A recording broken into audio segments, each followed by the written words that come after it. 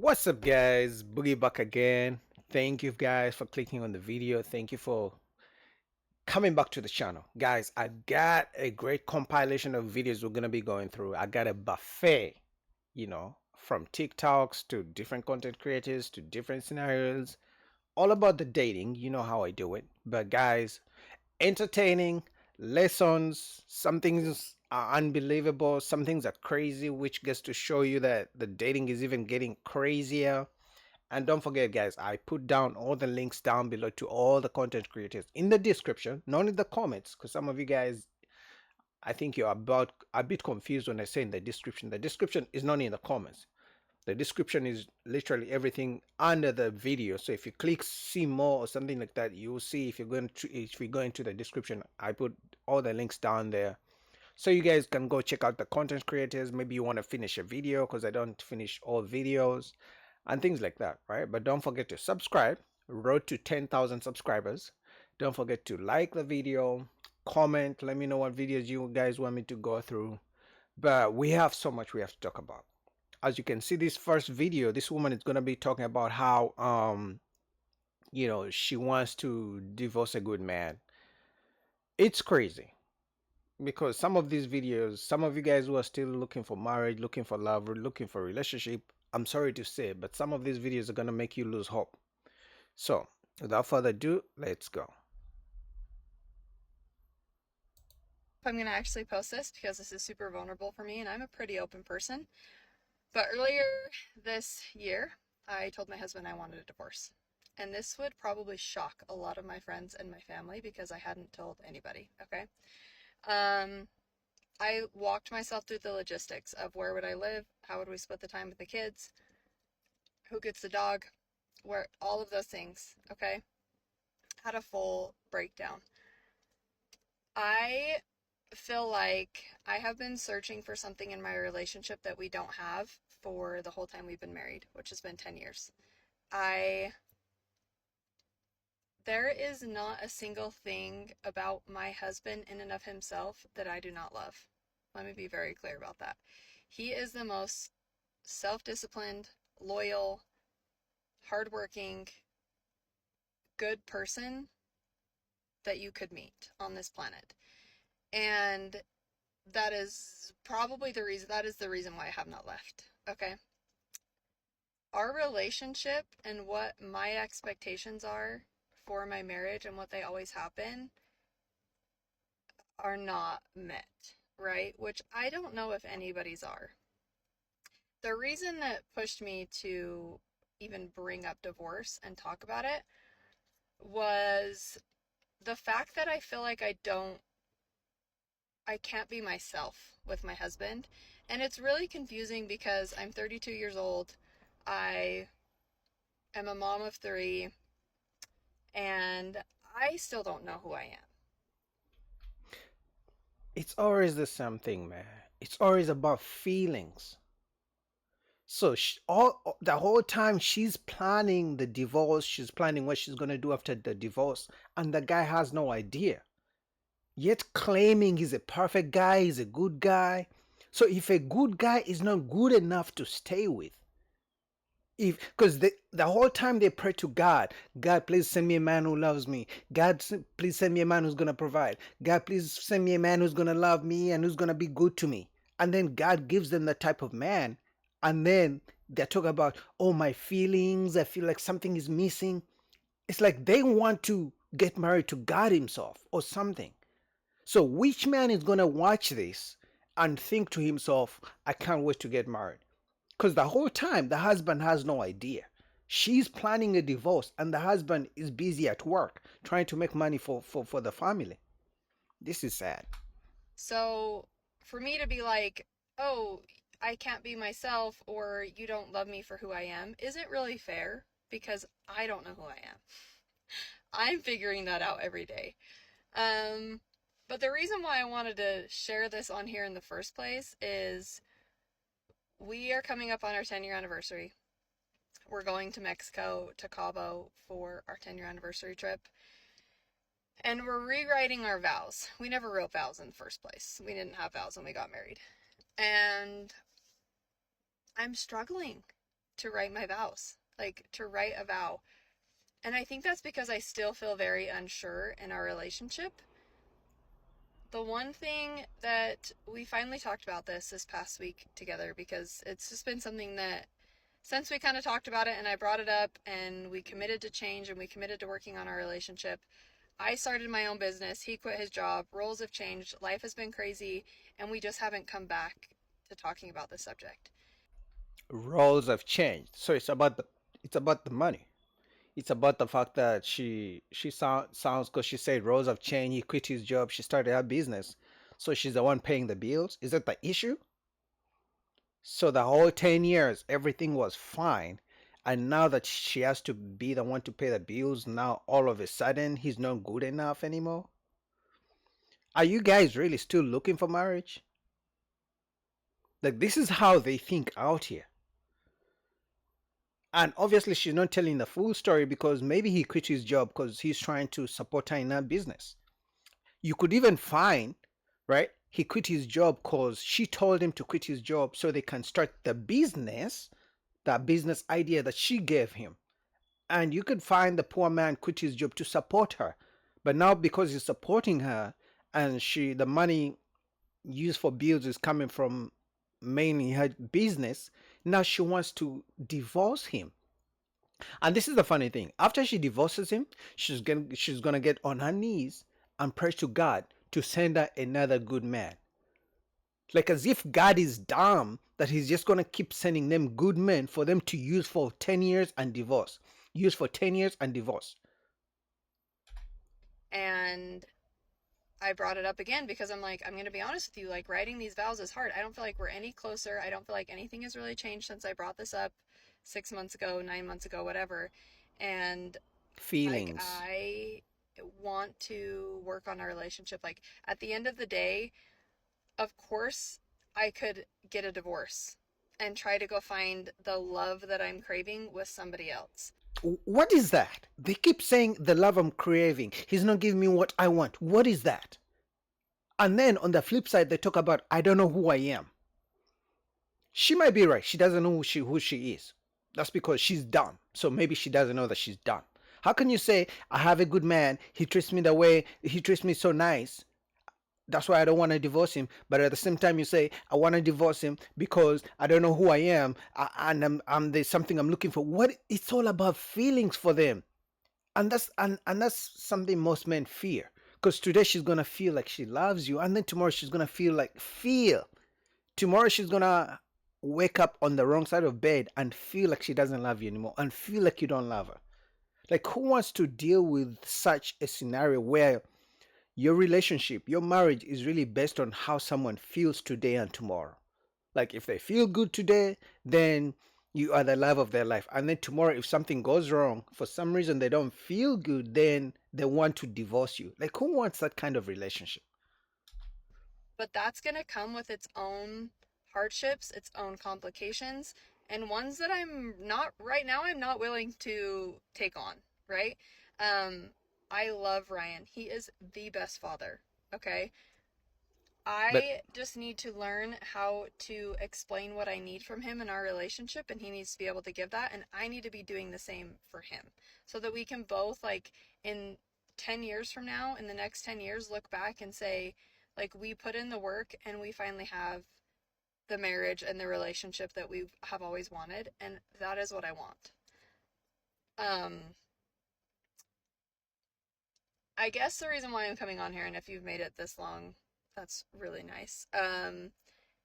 What have you done in your relationship to get to that point? If you have been in a place where we are and have worked through it and have found things that have brought you closer or that have given you that relationship, like I'm just, I guess, asking for advice. Like, what have you done in order to get there and what has worked for you?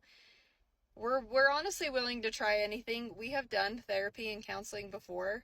Um, guys, I'm telling you guys, if you're still looking for marriage, chances are I can guarantee you so many women think like her. And we're going to be going through your comments.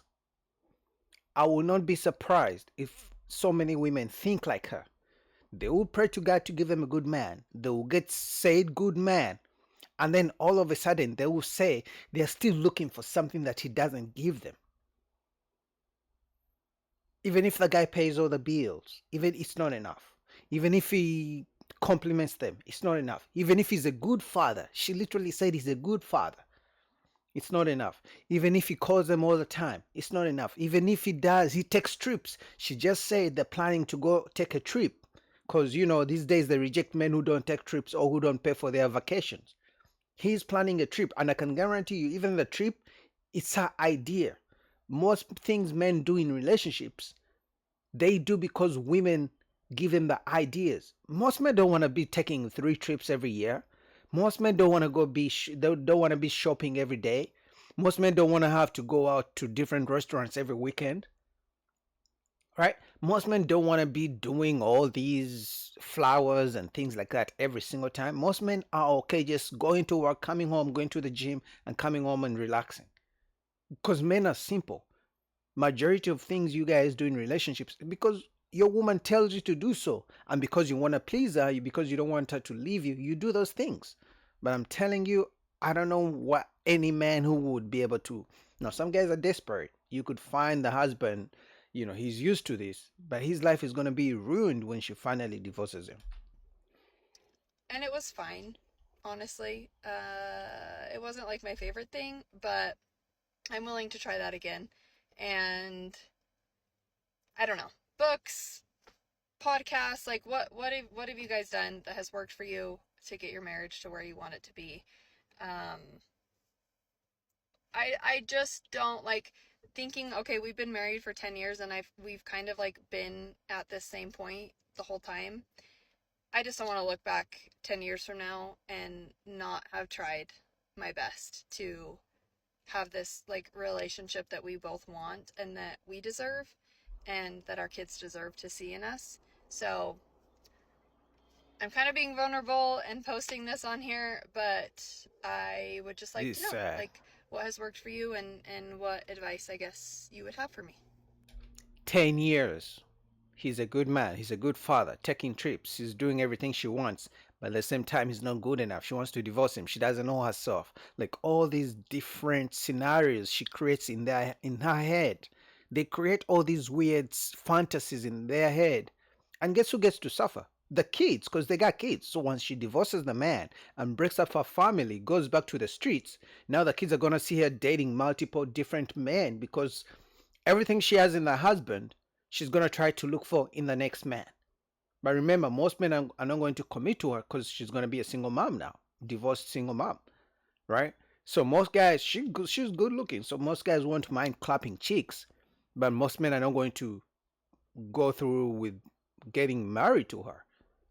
You feel me? But let's go through the comments because I can guarantee you guys, many women feel and think like her. They'll get a good man and want to divorce him because of feelings, because there's a spark missing. First comment says, I hope he finds someone he deserves. That's true. The internet has given many people fairy tale expectations. Facts. 10 years of marriage is diabolical to destroy for selfish reasons. Facts. As you can see, it's most guys disagreeing. Let's see the first woman. To be honest, it sounds like you're struggling with yourself, not your husband. That's true. I feel like it happens a lot to women that get married and have children young. If you found a good man, hold on to him because they are super hard to find. I agree. The first lady agrees. They get a good man, they pray to God, send me a good man, they get the good man, and they keep searching. It's like the good man is not enough. So, which means that even if you're a good man, it's not enough. So the stability of relationship is not based on you treating her good. How long the relationship is gonna remain is based on how she feels today and how she feels tomorrow. Because like I said, today she may feel like you're the Prince Charming, you're God's given gift to her and everything, but tomorrow she may feel different, and then she's like, "Oh, I want a divorce. I don't feel this anymore. I don't feel this perk." For them, it's about feelings. I don't feel this. I don't feel that. All right, a few more comments. Me, exactly. Me, do for me, I feel, about me. I don't know myself. Everything about me. It's not about how it's gonna make him feel. Does he like how I think? Is he gonna be hurt? How is this gonna affect the kids after the divorce? They don't think about that part. Um, a woman says a good marriage is a boring one. Peace is the goal. Facts. Good things are usually boring and they usually need consistency of doing the same thing. Anyway, guys, what do you guys think about that? This is sad. Shout out to you guys who are still looking for marriage, but if you watch this video and you're still looking for marriage, good luck. All right, next, let's go to Anton Daniels. They were talking about how white women go to college to get black men, but black women go to college to chase their degrees. All right, without further ado, let's go. On maybe day 2 or 3, and I thought it was crazy. But I knew within the first month that he was it. And in September, we'll be married for 15 years. So it wasn't easy. I wasn't a saint. I messed up a lot along the way. But thank God I had the ability to know how to choose a good man. And I think that's a lot of women's problem. Women do not know how to choose a good man. A man who is steadfast, a man who is hardworking, a man who will go and fight for his family and do what needs to be done. My husband has investment accounts and things I have no idea about. No clue. I just know occasionally it'll come up in the taxes. And I'm like, oh, or I'll come up with some and in my mind I'm like, ooh, I want to ask him like, ooh, maybe we can do this, maybe. And sometimes I'll make some suggestions like, hey, babe, have you thought about that? And then he'll just look at me and he'll be like, okay, You and then you he gotta won't even follow the address lead. it. Follow your husband's lead. There you go, Coco. But yeah, but to Anton's point, there was a point where I'd always want to be like, and I have to tamper that down. But in the beginning, I just knew this man drives me crazy. But this man is a good man, and I'd be a fool to let him go. And women did try it, and women did try me, and women did try him, but that's only the story. But I just knew that he is a good man. That's a Period. good man, Savannah. But before we go to the next topic, go ahead, Jazz. Yeah, I mean, we kind of bounced, and sorry about my voice, it's been a long weekend, but we kind of bounced around to a lot of different topics. As far as like appreciating black women, who's gonna love black women? I just feel like just do what's best for you, right? Do what's best for you and yours, and allow others to do the same. This condemnation kind of like narrative where people feel like what they're doing is the best way, and if someone else isn't doing it that way, then all of a sudden that means they're doing it wrong. It's just like, what are we talking about? Everybody's relationships are going to work different based on who's in them. If there's a man that wants to do certain things that certain men feel like they shouldn't do in relationship, that's okay. That doesn't make him less of a man. That works for him in his relationship. Yeah, but Jazz, there is a foundation of what relationships should be. There's a foundation of how successful things work. The same way there's a foundation of you go to school, get a good degree, then get a good career. The foundation is you seek knowledge, you get a skill, and then you get a good career. The same thing happens to relationships.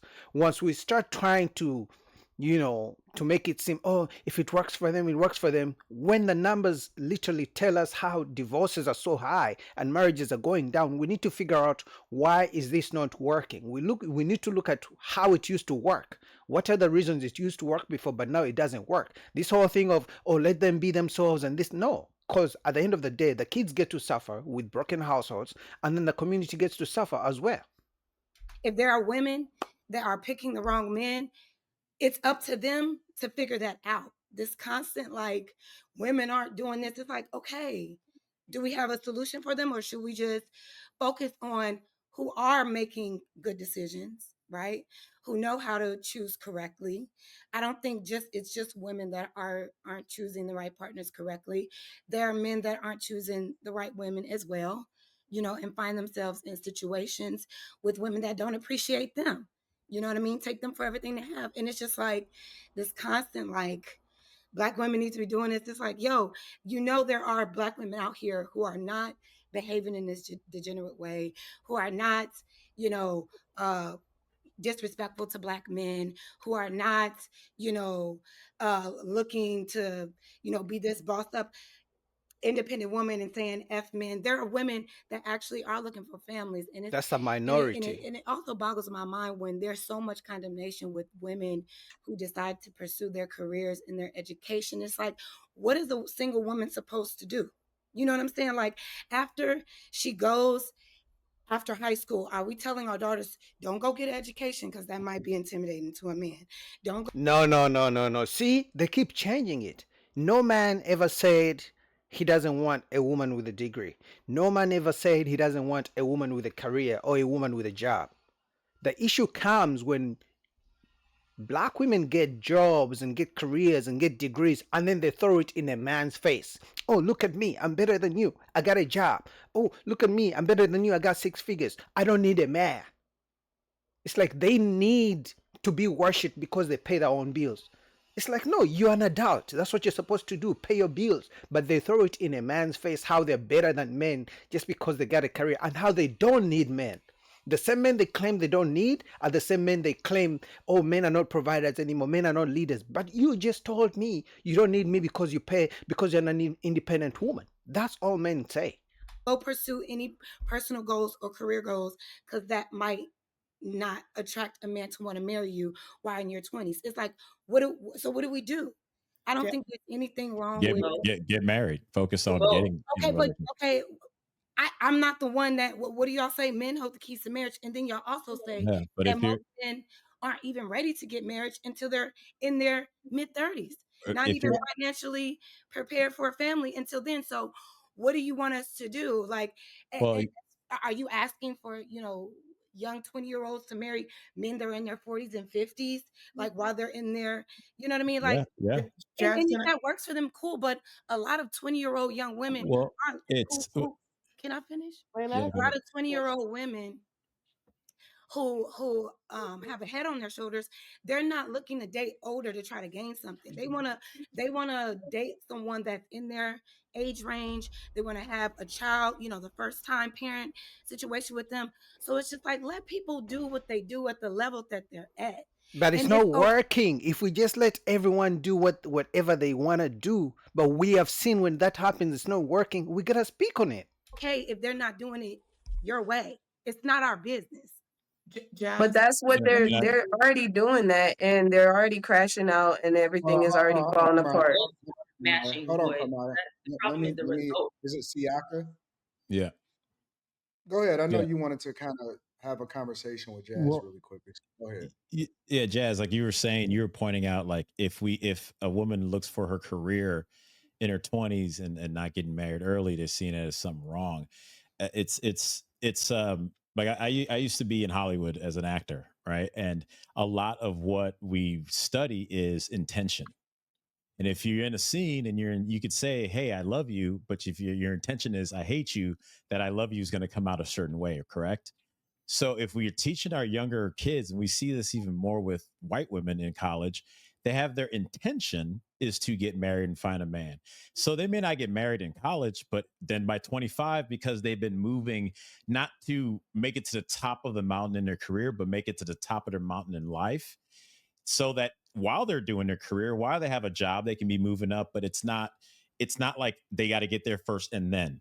But if their intention is to look for good men and the type of man that will end up ultimately being their husband and the father of their children, I think that time frame part of it that we kind of get stuck on will work itself out, and it tends to work out a lot sooner. So maybe she picks that 22-year-old that she graduated from college, or at 25 she meets a 35-year-old that makes sense with her intention of wanting to be a wife and a mother. But I Right, but think right now we are not teaching our kids or our young women, especially, to be wives and mothers. And well, so Y'all don't. tell men to wait longer to get I married. also don't think we should be comparing, Black people to white people in these situations, because a lot of times a lot of white women, when they're in college, they have families that are backing them up, that are paying for their weddings, that are Mhm. providing Mhm.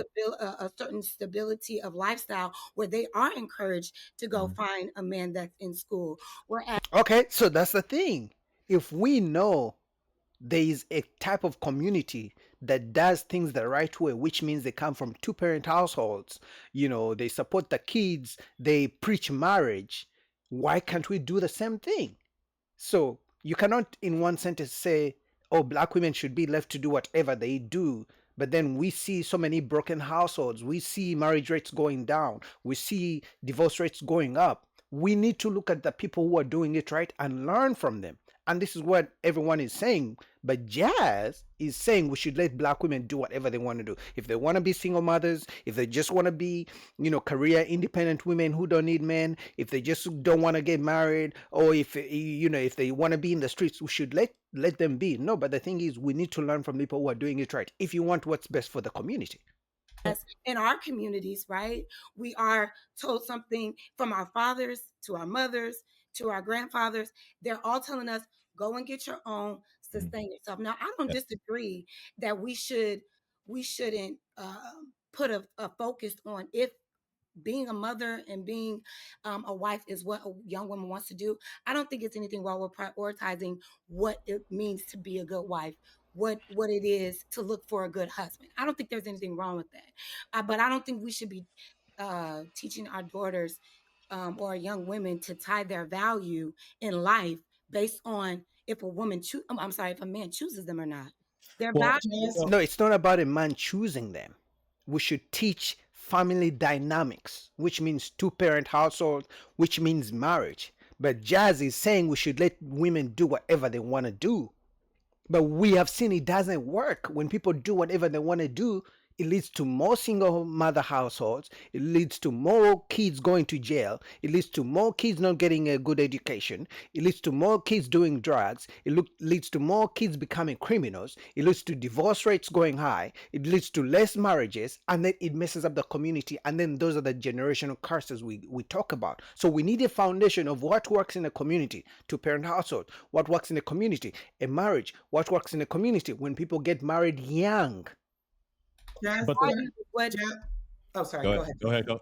Well, I was gonna just say, like, I mean, I know we like to, as creatures, say we're all this and we feel this, that, and the other. We have different choices, but when it really comes down to it, we're kind of binary creatures by nature, right? So, like, when you're saying where your value is gonna be, if a man, woman, if you focus on my career, that's where your value is going to be, and it's not gonna. And if you're, especially if you're doing right or you're almost there, when are you going to stop and go, okay, you know what? Now I'm going to stop focusing on this thing that I work day and night on, that I put my blood, sweat, equity in, to then start thinking about a family. You're asking people to shift from a place that is, I think, a harder lift than just to start with that and then move through your career going, I'm looking to get off this So ride. would you Because suggest that we don't tell we tell them not to get educated at all and just no, Cynthia, you can, let me address. just have like small no, time no, jobs, but just wait for a man Yeah, but to. let me address Jazz on that point. I yeah.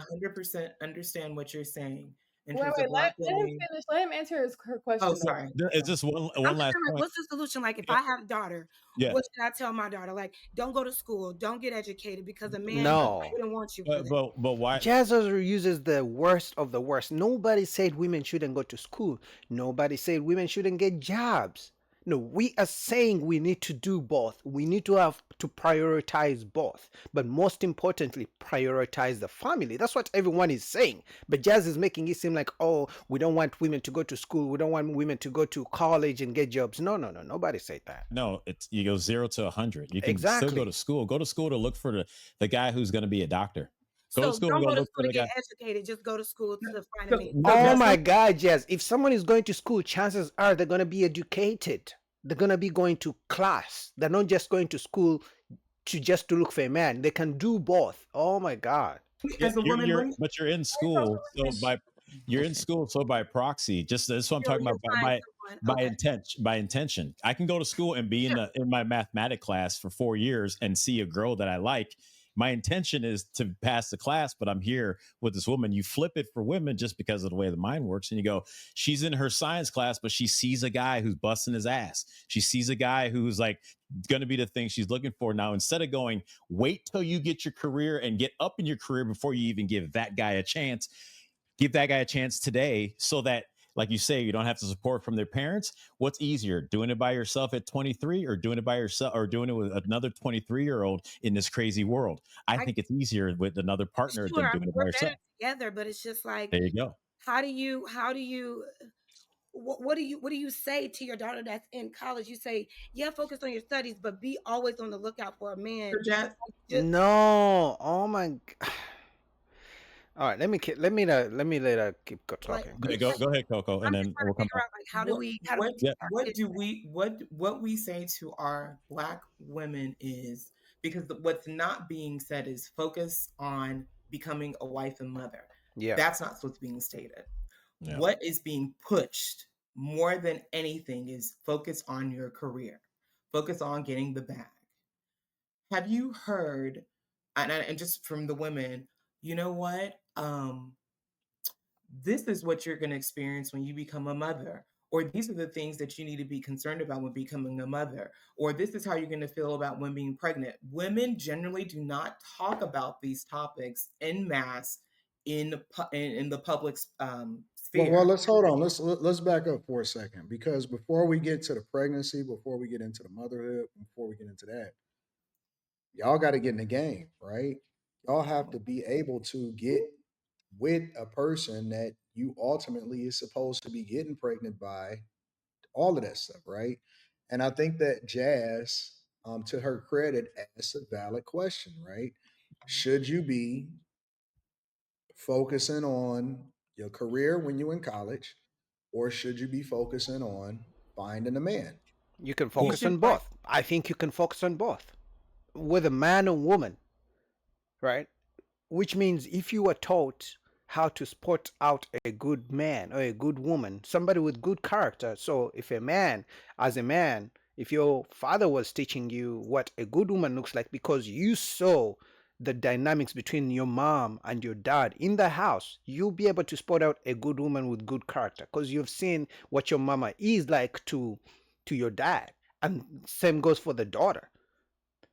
If she has seen that dynamic in the house, she'll be able to see a good man, a good guy she's going to school with good character, with good potential. In fact, back in the day, if a boy and a girl were dating, chances were the girl would bring the boy to the house for the dad to vet him, to talk to him, to see if he's really a man with good character, good grades in school, and things like that. That's how it started. So they can do both. prioritize finding a man, because the career will always can always be there, but the Right. window of you being able to find a man where you could build with his vision is very limited. Facts. But how, Very limited. look, I Coco, would I would say I got a question. How are these women supposed to prioritize looking for a man when their mamas didn't even prioritize looking for a man? Where are they gonna learn that from? That's true. And that is And very that's the rub.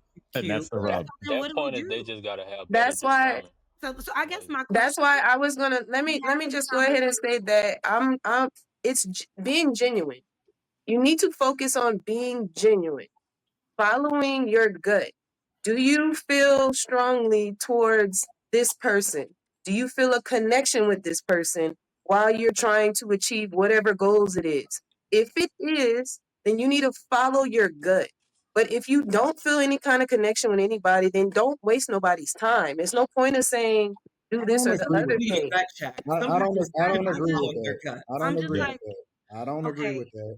well, And the reason that I don't agree is the with that, issue we're discussing right now is not enough college women of today are not, or black college women, since the topic is black women, black college women today are not finding other black men in college to marry right now. Like what is the issue that we're upset with right now with? Well, they're prioritizing the world outside of family. And the crazy thing about this is since Okay, this was done in 1916, Margaret Sanger, or Jazz froze. I don't know. Okay. Yeah. So 1916, real quick, let me tell you how insidious this thing is. Margaret Sanger, with Planned Parenthood worldwide in England, with meeting of, dignitaries and world leaders, One of her plans was to shift women away from motherhood to womanhood. And we that along with killing the black folks, this, that, and the other. And we fast forward, we see what Planned Parenthood has done. Their plan was each country needs to find a way to two things: lower marriage rates and lower birth rates. Each country has to move in its own way. China can just tell you you're only going to have one child. Why? Because we'll kill you. Here in America, they tell you go get your education first, then get your career. And if you look at the West is the only area where without a war happening, our population is actually lowered. Why? Because we've allowed up here, especially in our young women, to tell them, like you're saying, what do you tell the girl in college? She knows this stuff. My daughter will know this at 5, 6, 7, 8, 9, 10, what type of man to be on the lookout for, because I'm going to raise her with the word. I'm not going to wait till she's in college to go, well, now maybe no. Are you going to raise her to be male centered and focused? Oh my God, Jazz always chooses the worst case of scenarios. What do you mean male centered and focused? No, what about try family centered and family focused? Why does it have to be man? It's two people, herself and the husband and the kids. How about that kind of mindset? Right? So to Jazz, everything that includes a woman prioritizing a family or a man and kids is bad. And this is what he's talking about, that this mindset has been, it was by design that they taught that type of feminism or that type of mindset to women like Jazz, because to them, they see a man as something bad. They see a man as something negative to be with. And now, can you imagine when Jazz finally has kids? Can you guess what type of mindset she's going to instill in the daughters? It's going to be a mindset of stay away from men, chase careers. And then her kids are going to set the same mindset for her grandkids. And then the generational curse goes on. Now remember, in the meantime, that means chances of single mother households is increasing. Criminals is increasing, right? Less marriages, right? More divorces. And this is going to go on for years.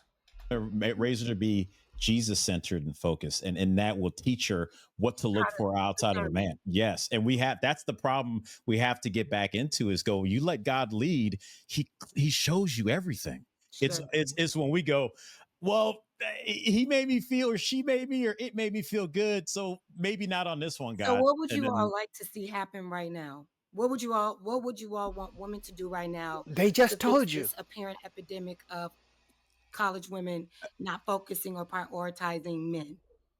Jazz wasn't listening. They just told you what they should be doing is focusing more on marriage and family and putting it as a priority, rather than focusing on careers and then telling men they don't need them because now they make some money. Talking about I'm independent, don't need no man. And that's it. But anyway, what do you guys think? Link down below to Anton Daniel's channel. All right, next we're gonna go all the way to Lapeef. Shout out to the Black Therapist. Guys, I gotta say this, right? Some of you guys have seen me post reaction videos already to the Black Therapist, and some of you guys think I post the same video. But what you guys don't know is that he was on Lapeef's panel for almost 3 to 4 hours, maybe even more. So which means he was on the panel for almost 4 to 5 hours, whatever amount of time. So Lapeef posts different clips of him and I react to different clips of him. It's not the same clip. It's just different conversation, different talking points. All right. So I just wanted to talk about that before you guys watch this. This is not the same video that you already watched. This is just a different clip, different topic, different conversation. All right. Yeah. So let's go. And being that agreeable, soft, serving wife, all of the things, right? Yeah. I had to become the person that you see right now, because I know that even if you have a man, they're not always reliable, because men are not raised to be husbands. Men are not raised to be leaders. They're raised to be men. But would it matter? Don't lead. Would it matter? Would it matter if men were raised to be husbands? Absolutely. Hold on, let me just finish that real quick. And I'm just a interruption this quick. Would it even matter if men were raised to be husbands? If in fact the bohems of society was raised to look at men as second fiddle as far as survival. That and is choose- not. I Would it even- really, and the thing is, this is what be pissing me off because Mhm. I'm not saying that. What I'm saying is my No, well, I'm mother just taught asking the me to question. have substance. He's My testing mother your taught logic. me to stand on my own 2 feet in case. She supported the idea that I wanted to be a wife. She supported the That's not idea true. that I wanted to have a man. My mother was not raising me to tell me that men don't matter. What She she was did. raising me to do is to stand on my own in the case that a man does not come, because it is a crapshoot that you're going to grow up and be married. So your mom taught you wrong. Your mom taught you to be a feminist. Your mom didn't say it word by word, but your mom didn't teach you how to be a wife. That's if she was a wife, because I don't know if the mother was married. But she said men are not reliable. But the numbers don't tell that same type of story. The numbers tell us that 80% of divorces are filed by women. I can ask you guys who are watching this video, all the relationships you've been in, is it majority women have left you, or have you left majority women? Chances are most of the relationships you have had with women, they broke up the relationship, which means women are the ones that are not reliable. And she's talking about men are not raised to be husbands. Women are not raised to be wives either. So either way, he was right. Even if men were taught to be leaders and good providers, who are they going to provide for if the women are not wives or they're not wifey material? Especially in the society that I grew up in the times that I grew up in. It was not my fault. You all are looking at me as if, oh, your mama raised you to be an independent woman. No, she raised me to do the things that I needed to do in the case that a man did not come along, because she was not going to have me out here just picking any kind of man. Mhm. She wanted me to have my choice. Guys, if you guys don't know, if you guys have not watched the previous clips, this woman is claiming men are not reliable and the mother taught her how to be independent or have a job because men are not reliable. But guess who filed for divorce because she's divorced? Guess who left the marriage? She did. So are men not reliable or she's not reliable? She wanted me to pick something healthy. She wanted me to be healthy and be self-sufficient so that I wouldn't be a burden on a man, and so I wouldn't be dependent on a man, because that is a very vulnerable position to be in, and you are vulnerable to be abused. I agree with that. Look and at the because my feminists. mother was What about abused, love? Why they gotta jump because to my abuse? mother was abused, because my grandmothers were abused by men who solely took So that's care of trauma them. speaking. She didn't want that for me. She wanted me to have my pick of a man that could treat me right. And she wanted me to be a woman of substance. What That substance? does not mean, she never taught me, you don't need no man. No man, and you'll never hear me say I don't need a man. And No. you'll never hear me say that I can do this without I know that I cannot, but I have to. Yeah, but your actions speak different. You claim you have never said you don't need a man, but your actions speak differently because you divorced your so-called good man because he was going to church all the time. This is what I'm saying. Bro, I need have a question for one, you. but I have to do it without, because they're just not here. Yeah. Yes, So interrupt. question, Gotta so interrupt. question for you real quick. So when you say I have to, I'm trying to choose the right man, right? She's trying to choose the right man. I'm What if- trying to make the right decision. And I'm like, cool. My view is that when we've been doing this for so long and we're kind of, sorry, Bo, what I was kind of alluding to was when you're making statements, and this is how normalized it is, how we don't even realize some of the ways in which we're describing this stuff, how it can be a part of certain systems. Like sometimes we'll espouse things and it actually sounds kind of Marxist in nature. Sometimes it sounds kind of socialist in nature. It's the same thing when it comes to feminism. If the patriarchy was one in which you wouldn't have been making all of these moves and decisions on your own by default when it came to these men anyway. So in order for you to arbitrarily go from man to man to man to date and figure out sexually, emotionally, psychologically, marriage, that sexual liberation, that is feminist. So for you to, you're so far down in the weeds that it's almost like it's like somebody who was born only seeing black and white and trying to describe to them what color looks like. You're describing about the after effects of what's not working and what you've tried and why your mom had to teach you certain things. What I'm suggesting is it's not the issue about the job. It's not every decision that you made was a product of the sexual liberation movement. Whatever You she was taught. got to pick your spouse. Yeah. You got to pick who you could have sex with. Yep. You could decide if you wanted to get divorced. Yep. What I'm saying is a patriarchal, and I'm not saying patriarchy is fine. What I'm saying is the opposite of what you did would have been a father figure, an uncle, a father, a grandfather. They would have been the buffer from you making some of the decisions that you made, that you felt that you made out of emotion, out of feelings, and it just didn't work out. No. Facts. And she even just said that the mom was abused, the grandma was abused, which means the mindset was taught from generations before her.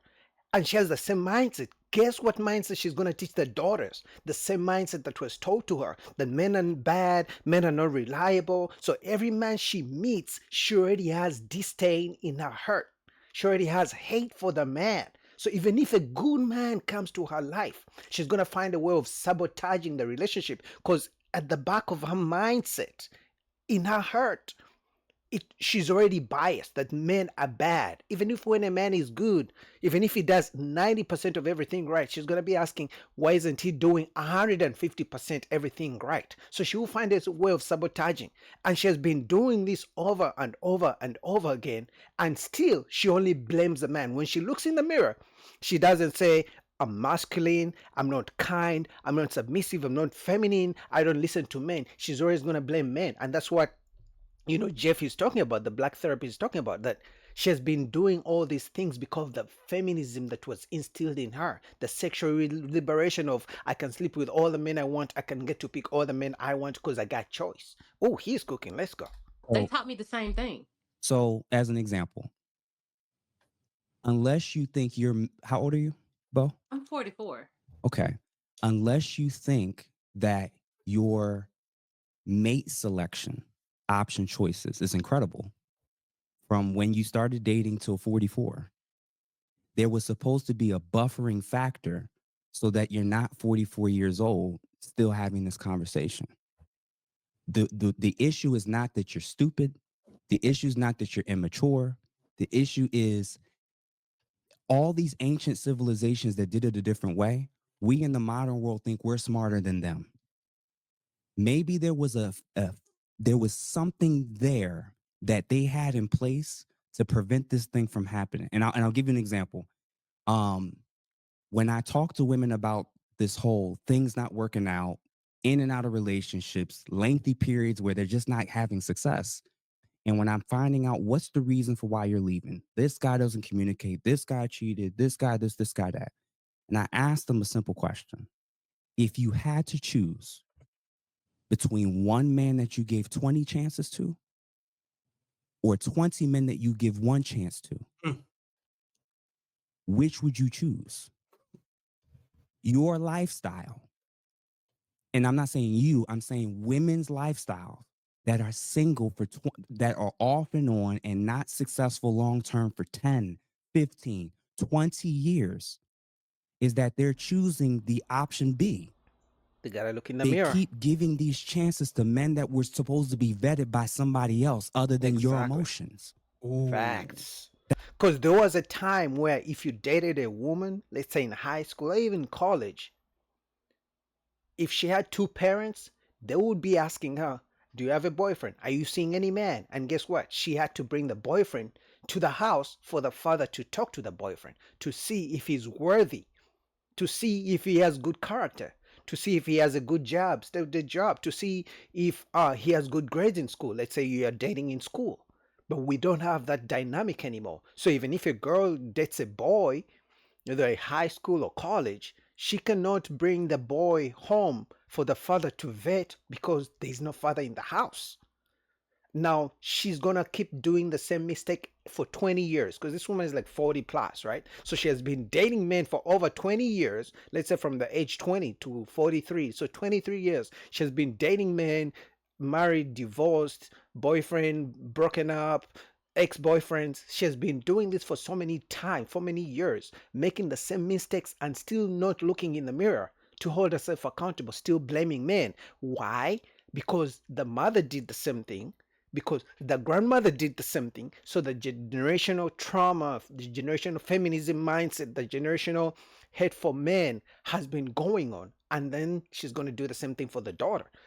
Black Therapy is saying it has not been working. We need a new way. But they don't want to listen because they got money. Why should I listen to a man? Because look, even when he's talking, look at her demeanor. She's looking away. Look at this one. She's looking down. Look at this one. She has that like smirk of, I don't care what you gotta say. I'll still choose the bad boys all I want. They don't care. That is feminism. You were not designed to go through 20 men, through 22 decades of trying to figure it out on your own. And now Okay. you have to do survivability politics. Shan agrees. The job is the job. That's dope. I'm proud of you. You're established. You're independent. You got a lot of dope things going on. Mhm. The process of what you were doing between dating, sex, marriage, situationships, all that trauma and Hasn't worked. disappointment, somebody was supposed to stop that shit. The dad. And you were never designed to do this. Facts. So when I say the level of depth of how much we've been saturated with this shit is why our community is what it is now. Facts. Single So when the mothers. black man is telling you, and I'm not saying like you got to listen to me. What She I'm won't saying is a listen. black brother is trying to tell you there is a ideology that influenced Look and at her put us in the face. position She's that they disgusted. convinced a generation of women that sexual liberation was a benefit to them and not men. This is not a face of someone who's listening. This is not a face of somebody who even cares to listen. At least Shan was listening. Look at this woman. She's like, who the fuck are you to talk to me? Who the fuck are you to read my story, my life story, my whole life story like a book? Like as if you've been watching me the whole time. Because what he just did, he literally explained everything she's been doing her whole life when it comes to relationships and her mindset. And she's looking like, right? That's not true. But she's literally painting a picture of everything she's been going through. And look at her face. She doesn't care. Disgusted, right? Like, how dare you, a black man, talk to me and tell me the truth? Shan, for the first time, agrees. Okay? See, Shan Men who agrees. got the options love y'all sexual liberation. More power to you. Yeah. Love it. And hold on. And I ain't got to meet your father. What? Yeah. And some of y'all gonna give me kids, and I ain't even got to meet your family. I Mm-hmm. ain't even got Oh, to I know your love birthday. this feminism. Give me more of that. Yeah. The men with money, Feminism about they has like it. so what I'm saying is a lot of the decisions that you think were just yours was really about the environment and time period that She you were grew up. that you were born into. That Facts. some of this stuff is normalized. OnlyFans ain't normalized. Facts.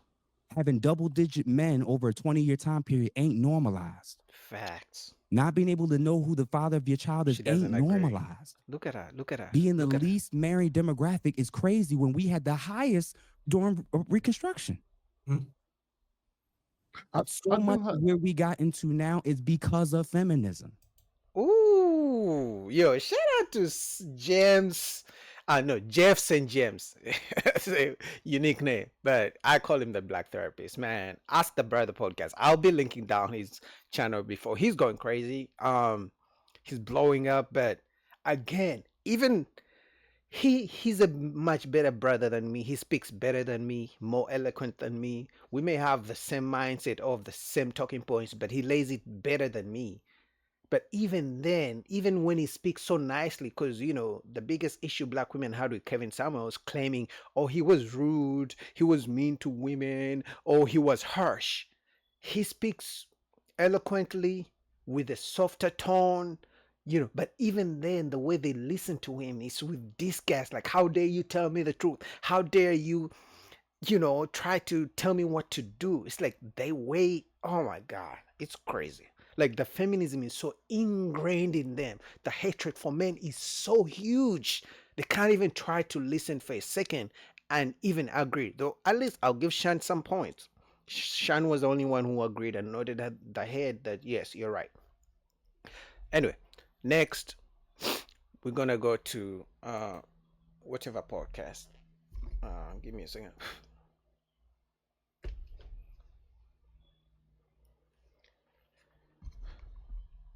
All right, whatever podcast. They're gonna be talking about body count. So let's get into it.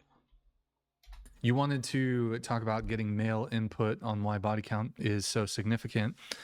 If it's something anyone can lie about, what did you mean by that?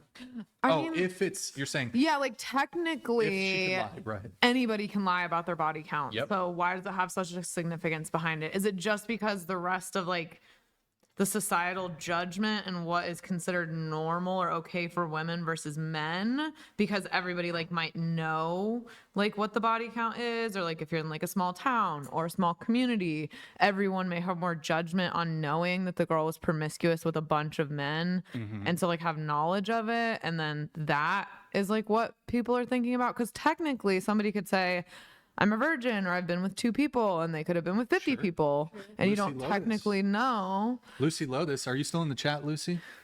She told her first boyfriend in high school or something, she had or maybe it was after high school, I forget the exact details, she had a body count of 3. In reality, the body count was over 100. In high school, you already slept with 3 people?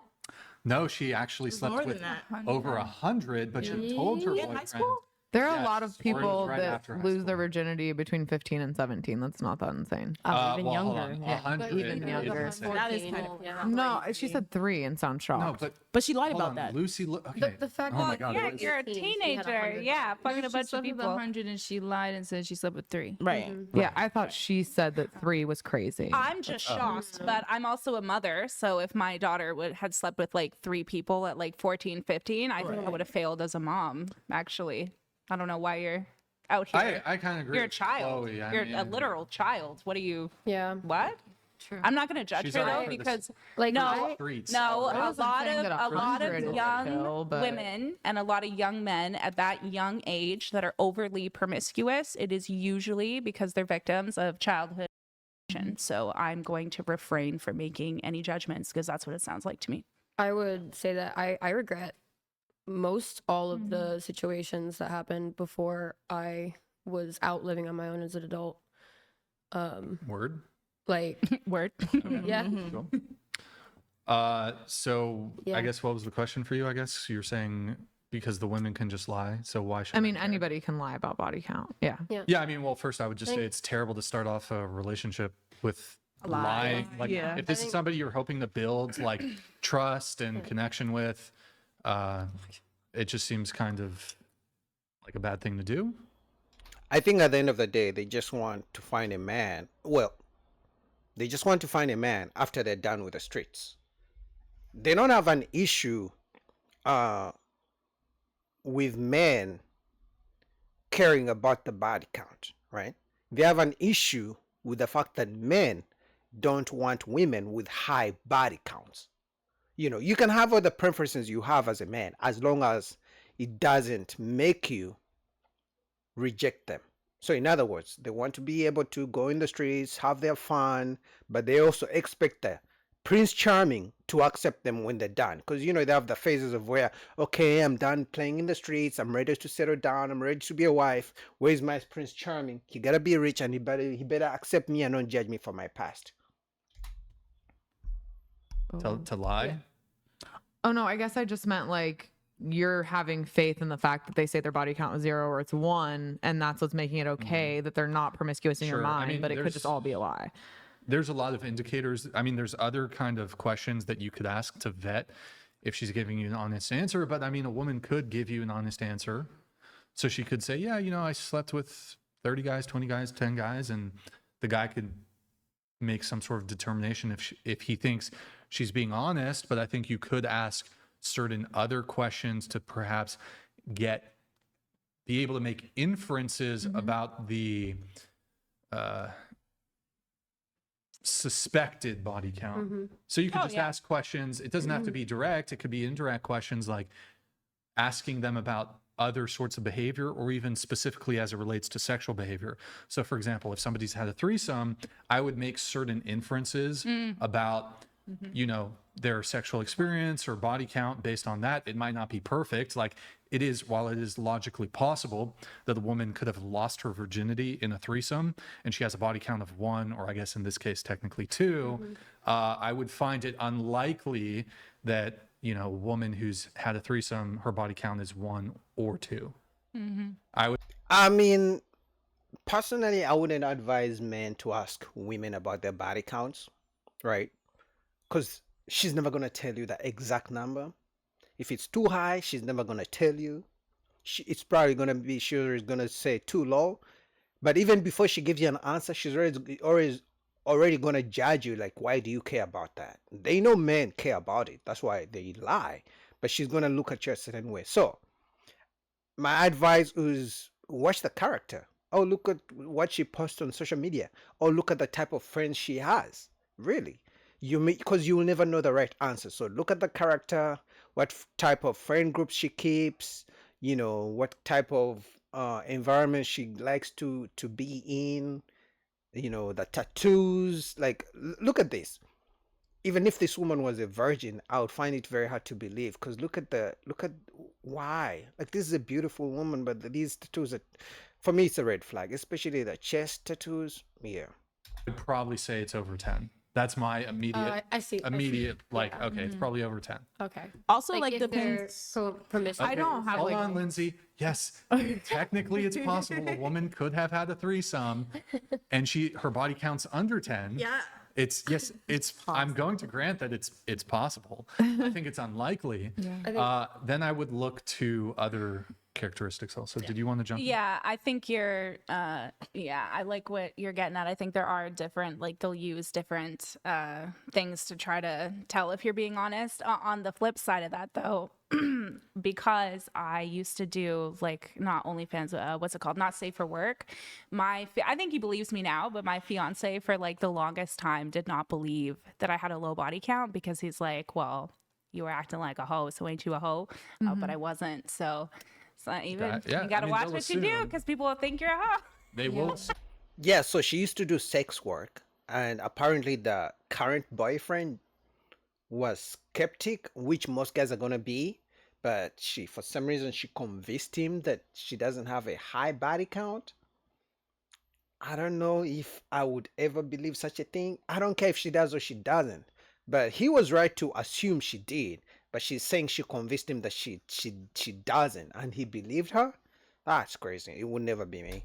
They will make assumptions. And Yeah. again, it might not be the case. No. I mean, it is possible. It's technically possible that a woman could be doing degenerate stuff on OF Totally. and be a virgin. Yeah. It's possible. Happens. But if she does have an OF, it's like, If her OF if it walks includes like a sleeping dog, with it's other probably people. a dog. usually, you know? well, even if she does just like solo content, I'm still going to be like, okay, she's like, usually the virgin to OnlyFans girl pipeline is not, Like that's not a thing. So you're Really. saying, like, if she's Like, she done sucked some dick, promiscuous- she's fucked a couple Yeah. guys. Right. You're she already got- sexually open if you're, open it up to everybody. That's It's, a good point. is it possible that a virgin Yeah. could be on OnlyFans? Sure. Yeah. But I think it's Yeah, but which man wants to take the chance of, you know what? Okay, she has OnlyFans, she does things over there, she shows off her body on OnlyFans, but it's likely she's a virgin. Like, which man wants to take the chance? It won't be me. Good luck to you guys who want to take the chance.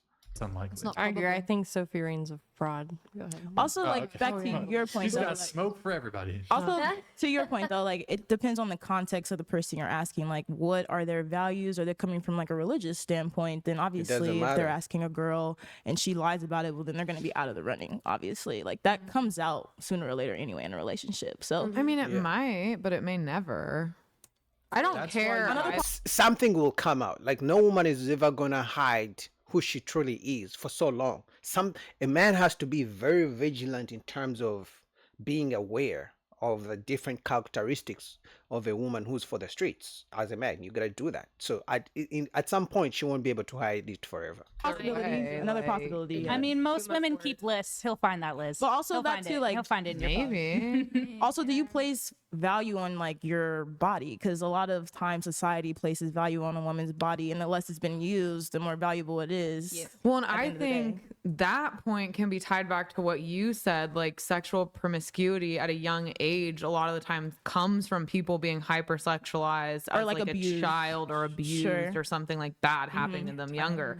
And then when it comes to that, if that may have been like a reason to their promiscuity, or that might have been what caused it or what started it as a young child, if you have something like that happen to you and you know construe the ways what love is, what the connection is between love and sex and sexual what your own intercourse, value and is. what Yeah. your own value is, what you see yourself as. Right. How have you ever gotten love? Have you always had to give something to get love? Sometimes people fall into being promiscuous and being with multiple people because the only way they've ever received love and affection in a relationship way is by providing that sexual gratification for the other person. And so for them, you get into that point of almost like an abusive, probably like trauma cycle in your own mind of thinking that if I don't give you this, you're not going to love me anyways. So I'm going to put that up front to try to bring in that love, even though I'm not understanding on a psychological level that that's not what love is. And then Yeah, but that's not a man's fault, right? If you're gonna date a man, okay, sure, you went through some hard times. Until women can try to, understand a man's story who's struggling. Oh, I'm struggling. I don't have money because of ABCD. I went through some trauma when I was a kid. I wasn't able to get an education. I'm struggling to find a stable job. Until women can give those guys kind of chances for relationships long term, then only then will men try to understand your story of how you were abused and that's why you slept with so many guys. Until then, women are going to judge men based on the money they make and how stable they are, and men are going to judge women on their past. But anyway, shout out to whichever podcast. Shout out to Brian, link down below. All right, next let's go to this is the first time I'm going to be reviewing his complicated channel. He also does street interviews just like the Desirable Truth. So I'm going to see if you guys enjoy this, then I'll be making more reaction to his content. He goes to street interviews and asks women these like thought-provoking questions that they usually don't get asked on a daily basis. And what I love about his content is because you see in real time women struggling to answer question, because he has a way of asking questions where he kind of boxes them in to expose the double standards when it comes to dating between men and women. So without further ado, let's go. Your most recent love interest, what was the one thing they did that first sparked your attraction? My current boyfriend, he's just sexy, and I saw him and I wanted to eat him up. Women often are attracted to confident men. Have the most confident men ultimately met your expectations? My current one, yes, but other ones, absolutely not. All disappointed me. If not, why are women so fixated on a confident man? Because who wants a shy man? I feel like I am very outgoing. I don't want someone who's timid. Why are men expected to be confident by women who seem so insecure? That's a great question. Double It's standards. just what generates attraction initially, because it's like I think it's just an instinct that women have, like feminine energy looking for that masculine energy. I am honestly not quite sure why women are so into a confident man. I personally think that it has always come with narcissism and a lot of other What? issues like that. That's I crazy. think we find security in that. Can you be more specific? What do you mean? I think since as a woman who is insecure, I think I feel more secure with a confident man. That's rare for a woman to be accountable and say, hey, listen, I know, because most women swear for God they are more secure in themselves than men. Most women swear for God, men are insecure about everything. But for a woman to actually acknowledge that she's insecure, shout out to her. But the first woman talked about confident guys. I've already said that, guys, the woman you want, the woman you are with, she has been with a good, confident, tall type of guy she always wanted, but she wasn't able to keep him. What makes you think she's gonna stay with you? What makes you different from the other guys? Why are there women who know they're pretty, know they can get men? Why are they insecure? What are they insecure about? I think social media plays a huge role into that. As someone who is constantly scrolling, I see fake pictures online, and I think that plays a big role into it. Do you believe that less attractive people tend to have more meaningful relationships? Absolutely, because I think they find personality more attractive than the looks itself. Yeah, the whole thing of most men would rather be with a woman who they consider a 6 or a 7 out of 10, who's nicer to them, rather than with a 9 or a 10, who's like argumentative and mean and masculine and always nagging. That's true long term. Now, is there a group of men who would rather a woman who's so beautiful but she's mean to them, but they would stay with her because she's so beautiful? Yeah, but long term, if a man really values his peace, he would rather be with a woman who's like average looking but gives him peace. So if you want to have more meaningful relationships, why would you want to be attractive? I don't know, personally, when I look for a man, I don't look for attraction. I look at the personality, the heart, and all that good stuff. Does a woman's level of physical attractiveness affect her behavior and potential for status? You're gonna get me canceled.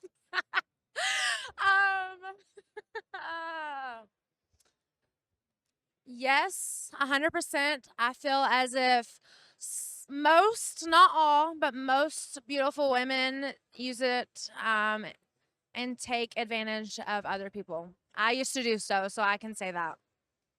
I'm retired. Accountability. I feel Wow. that it's easier for attractive women to get higher status, but they can also become very shallow, and ultimately it will be their downfall because all they're relying on is their looks. Is the pressure greater on men to be successful or on women to be beautiful? I feel like a man should always be successful. I think that many women in this world are beautiful, but at the same token, we should be able to rely on our partners. So I definitely would feel like probably more pressure on a man. Definitely, 100%. Because for men to be successful, it takes lots of lots of years and hard work and consistency and challenges, mental breakdowns. But then you gotta stand on your own 2 feet because nobody really cares if you're not productive as a man. But for a woman, just looking good, really, she was born looking. She looks good now. I know she has some makeup, but for me, she's still a pretty conventionally good looking woman. And some of you guys, stop calling me a simp just because I compliment a woman. All right, if she's a good looking woman, she's a good looking woman. That's not being a simp, just admiring beauty. But at the end of the day, as men, it's harder on us because you're gonna find a woman who says, I want a man who makes 6 figures. You make 6 figures, she leaves you, and then the next woman is gonna say, I want a man who makes $1 million. It's like, okay, I need another 10, 20 years to make $1 million, and then you'll find another woman who wants $1 billion. The pressure is hard on us. Probably. Are men typically born with the muscles, money, and status that attract most women? No, those are all things that like need to be acquired and worked towards. You're never just like born perfect. You have to work for your achievements and your success. So wouldn't the pressure be greater for men? I plead the fifth. Yes, I plead she the knows the fifth. truth. I would say the pressure is greater for men to be successful, and it's easier to be beautiful than it is to be successful. Why do you Yeah, feel because you that can way? just put some makeup. Because you can buy beauty these days. Facts. Every man I have ever met in my life has had a shred of depression, thinking that they're not good enough, that they have to be, the best and provide. So many women that I've met, they want to be pretty and they want to find a man that's successful. Men grow up and that's their dream, is to be successful. Are men typically born with the muscles, money, and status that attract most women? No, absolutely not. Some get muscular and make a lot of money just so they can get women. Why don't more women use their intellect and personality to attract men? I think because they automatically assume that beauty will attract them, and that's all that they need. Because when you first meet somebody, you have to make a first impression very quickly, and it's hard to display intellect and personality just right off the bat. So it's like, again, someone out in the wild, it's the wild animals, they just go for what they see. Why do guys say they want good girls but are attracted to sluts, while girls say they want good guys but are attracted to players? Because sluts are easy and players are easy as well. I disagree. I don't think men are attracted to sluts. I think men are attracted to beauty. Right? So a woman could be beautiful and a slut, or could be beautiful and not a slut. Right? So men are attracted to beauty, whether she's a slut or not. Now, it so happens they may think that the quote unquote slut is easier to get, right? But at the end of the day, it's the beauty that pulls them in first.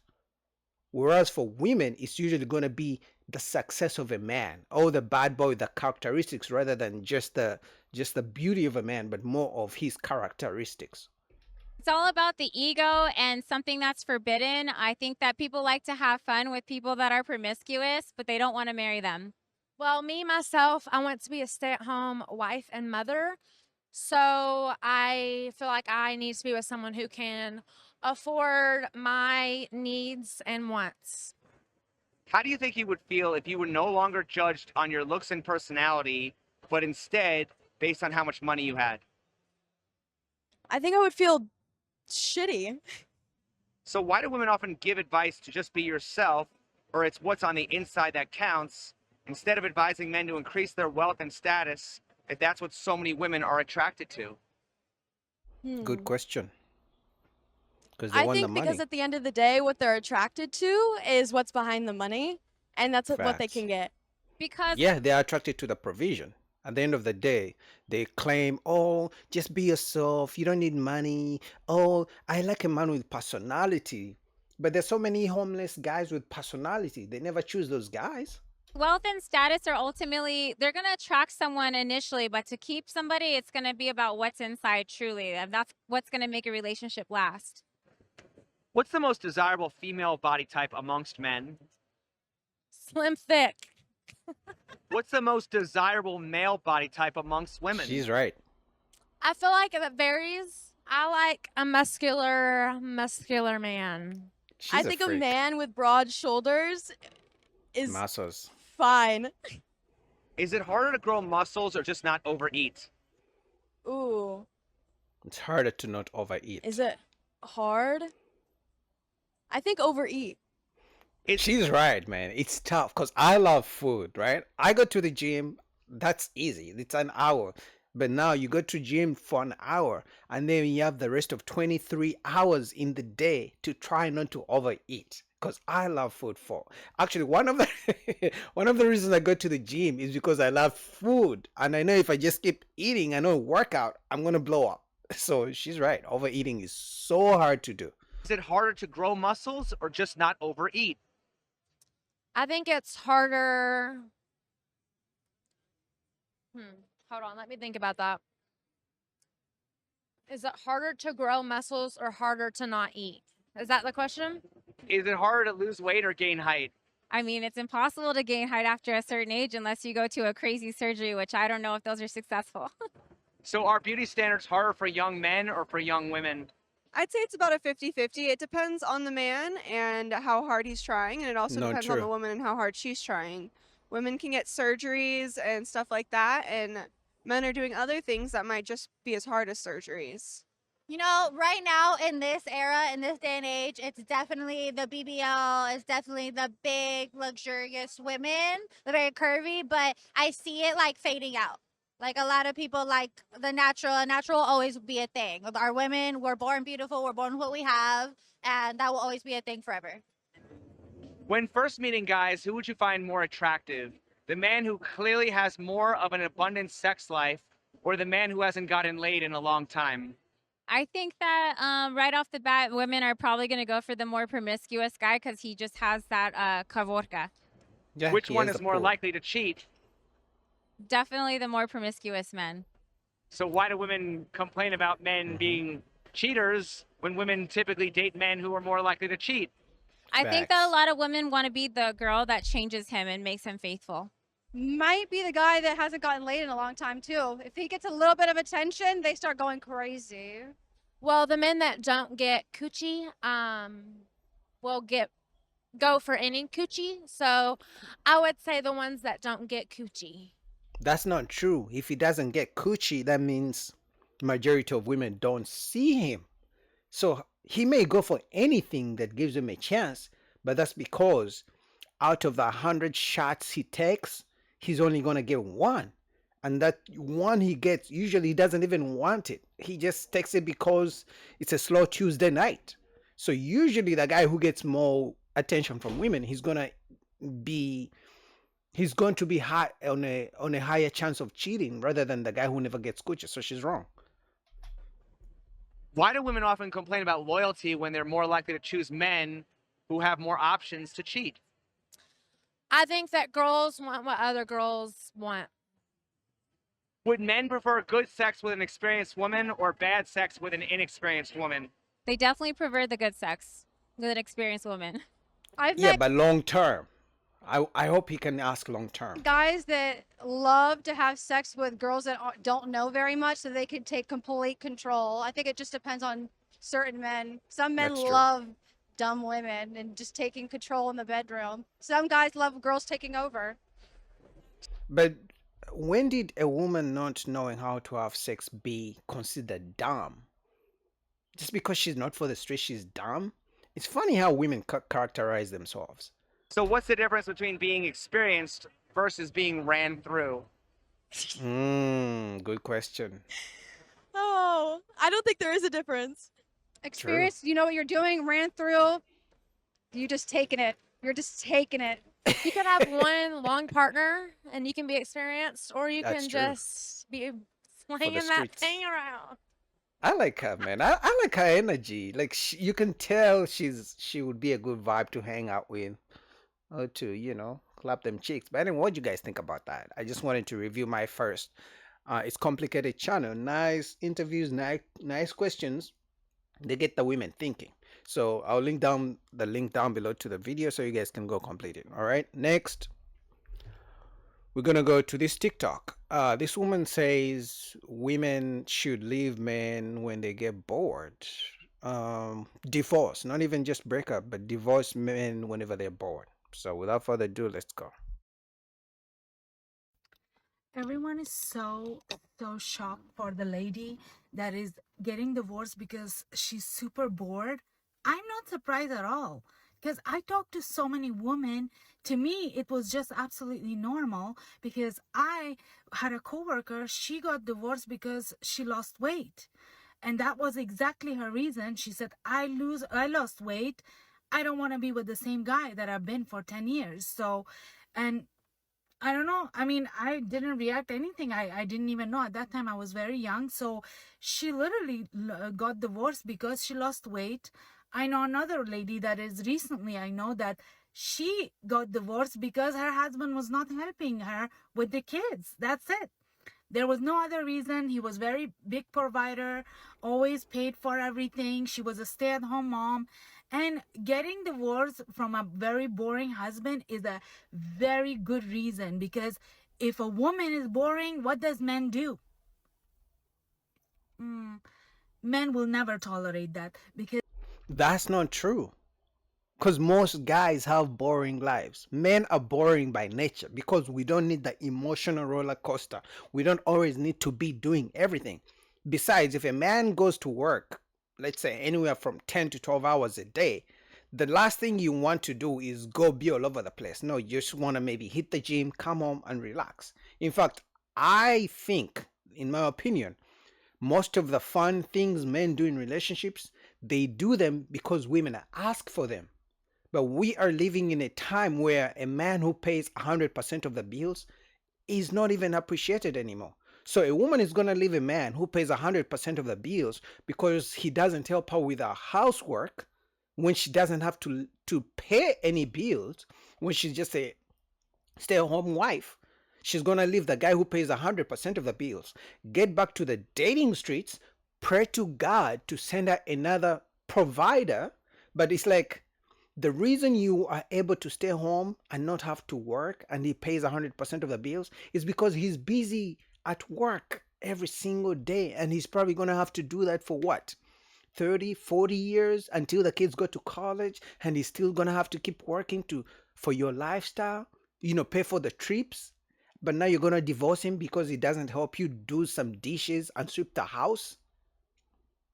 But at the same time, if he's going to do that, you want him to go work 16 hours a day, come home, help you sweep the house, and then you expect him to pay all the bills? Like it's never enough for them. Because men get bored very quickly. They want Not a lot true. of fun. Not They true. want this and they want that. So I'm not surprised she's getting divorced from a boring husband. No, because men do it all the time. And men don't even come up here and explain themselves to anybody. They just want to. That's it. They don't want to stay with this woman because she's not putting effort on herself. She's not losing weight. She's boring. They have all kind of excuses in their head. So I'm not surprised at all. I'm not upset with this lady. The people who are writing her comments, hate comments, is the people they got left out because they were effing boring, and that's the reason. So I don't understand. I meet women every day. They have reasons, and I don't feel bad at all. I'm like, go for it, because I don't feel bad for that man at all. No. Of course you don't, because it doesn't benefit you. So for all the ladies who are going to divorce your husbands because they're boring, because they don't give you the emotional roller coaster, because they work so much and pay all your bills, I don't want to hear none of you come back to the dating streets asking God to send you another man who's a provider 100% of the bills. If you're going to divorce your husband because he works too much and he doesn't have any fun with you, but even if he pays the bills, you're going to divorce your husband. He's a good husband. He's a good father, but he's boring. Please don't ask God to send you another good man, because I don't think God can be taken advantage of like that. You're going to take advantage of God the first time. You're going to pray for a good man. He's going to send you a good man, a provider. But he's going to send you a hardworking man who barely has time to hang out with you and to help you do some dishes. I don't think God is going to send you another good man who's a provider for a second time for you to divorce him again. All right, let's go through the comments, because I can guarantee you women are going to agree with this. First comment, I think this is probably a man. As a woman will sacrifice her family for her own happiness, a man will sacrifice his happiness for his family. Facts. Because if you switch the roles and told these women that, hey, listen, let me become a stay-at-home husband. I'll take care of the kids. I'll wash, the clothes. I'll do laundry. I'll cook. I'll do the dishes. You go to work 60 hours a week, pay all the bills. Every day you will find a home-cooked meal. Most women wouldn't want to take the role. Wouldn't want to reverse the roles. That's when they find out, oh, you know what? I don't want to have to wake up every morning to go to work. But then they claim that hardworking husbands are not helping them at home. The next comment says, to death do us part, or until I get bored, annoyed, and emotional and unavailable. Facts. The marriage vows need to be changed from to death do us apart to until I get bored to until he doesn't want to do the dishes. I agree with this comment. This should have been pinned. This is facts. So it's like the marriage vows they take are useless. Because what's the point of saying those vows in front of God, in front of everybody, your family members, and then they find out you left your husband because you were bored? That's crazy. This comment says, I broke up with my ex because he was boring. This is fucking crazy. Not because he was treating me bad, not because he wasn't paying the bills, not because he was a bad father, not because he abandoned us, not because he wasn't paying bills, not because he wasn't protecting me, no, because he was boring. And usually it's them who are boring. They want the emotional roller coaster, the nagging, the drama. But when a man doesn't have drama, they don't like it. This one says, let's just normalize never getting married. Facts. Man, no man is gonna watch this and want to get married.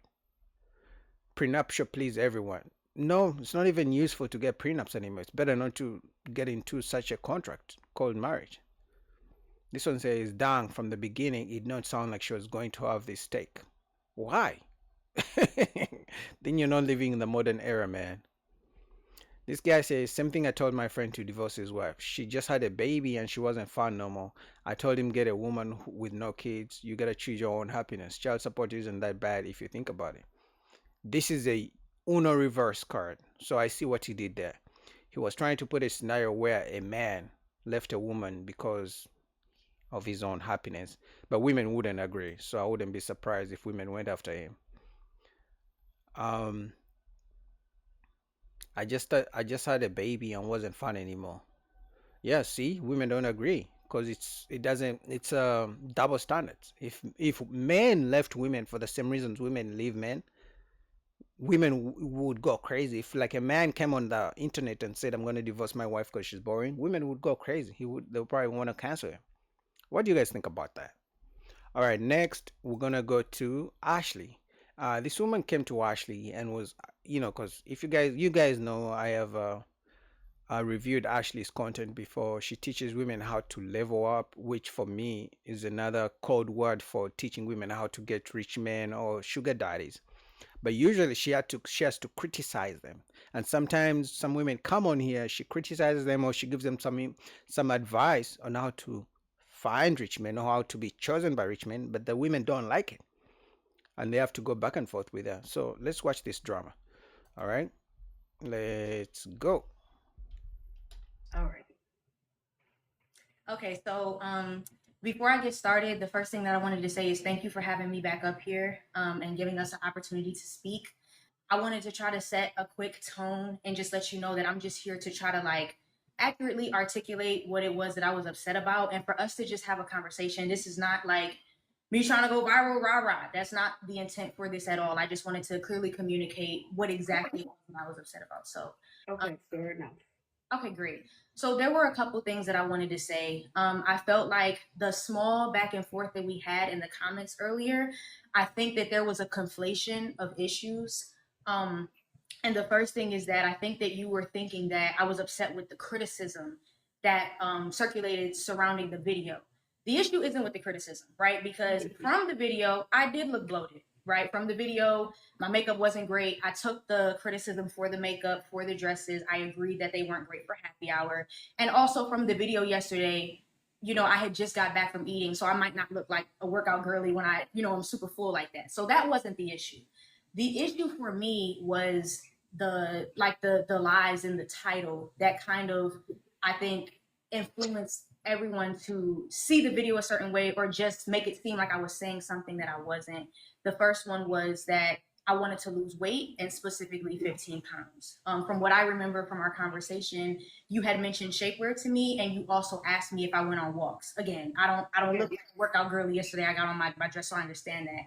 But there was never a mention or a conversation of weight, let alone a specific amount. And then the second one was the comment about my locks. So I also agree, just so that you know that I do appreciate the advice. I also agree that seeing me and this hairstyle, there might be a confusion of, is she like an earthy tree hugger girly or is she like a luxury kind of girly? So I did say, you know what, with certain hairstyles, I can wrap my locks up, but there was never a agreement between you and I or even a conversation on live between you and I that I should cut them. It wasn't until someone in your comments had said she needs to cut her locks and then you had responded, that's what we tried to tell her, and that's not.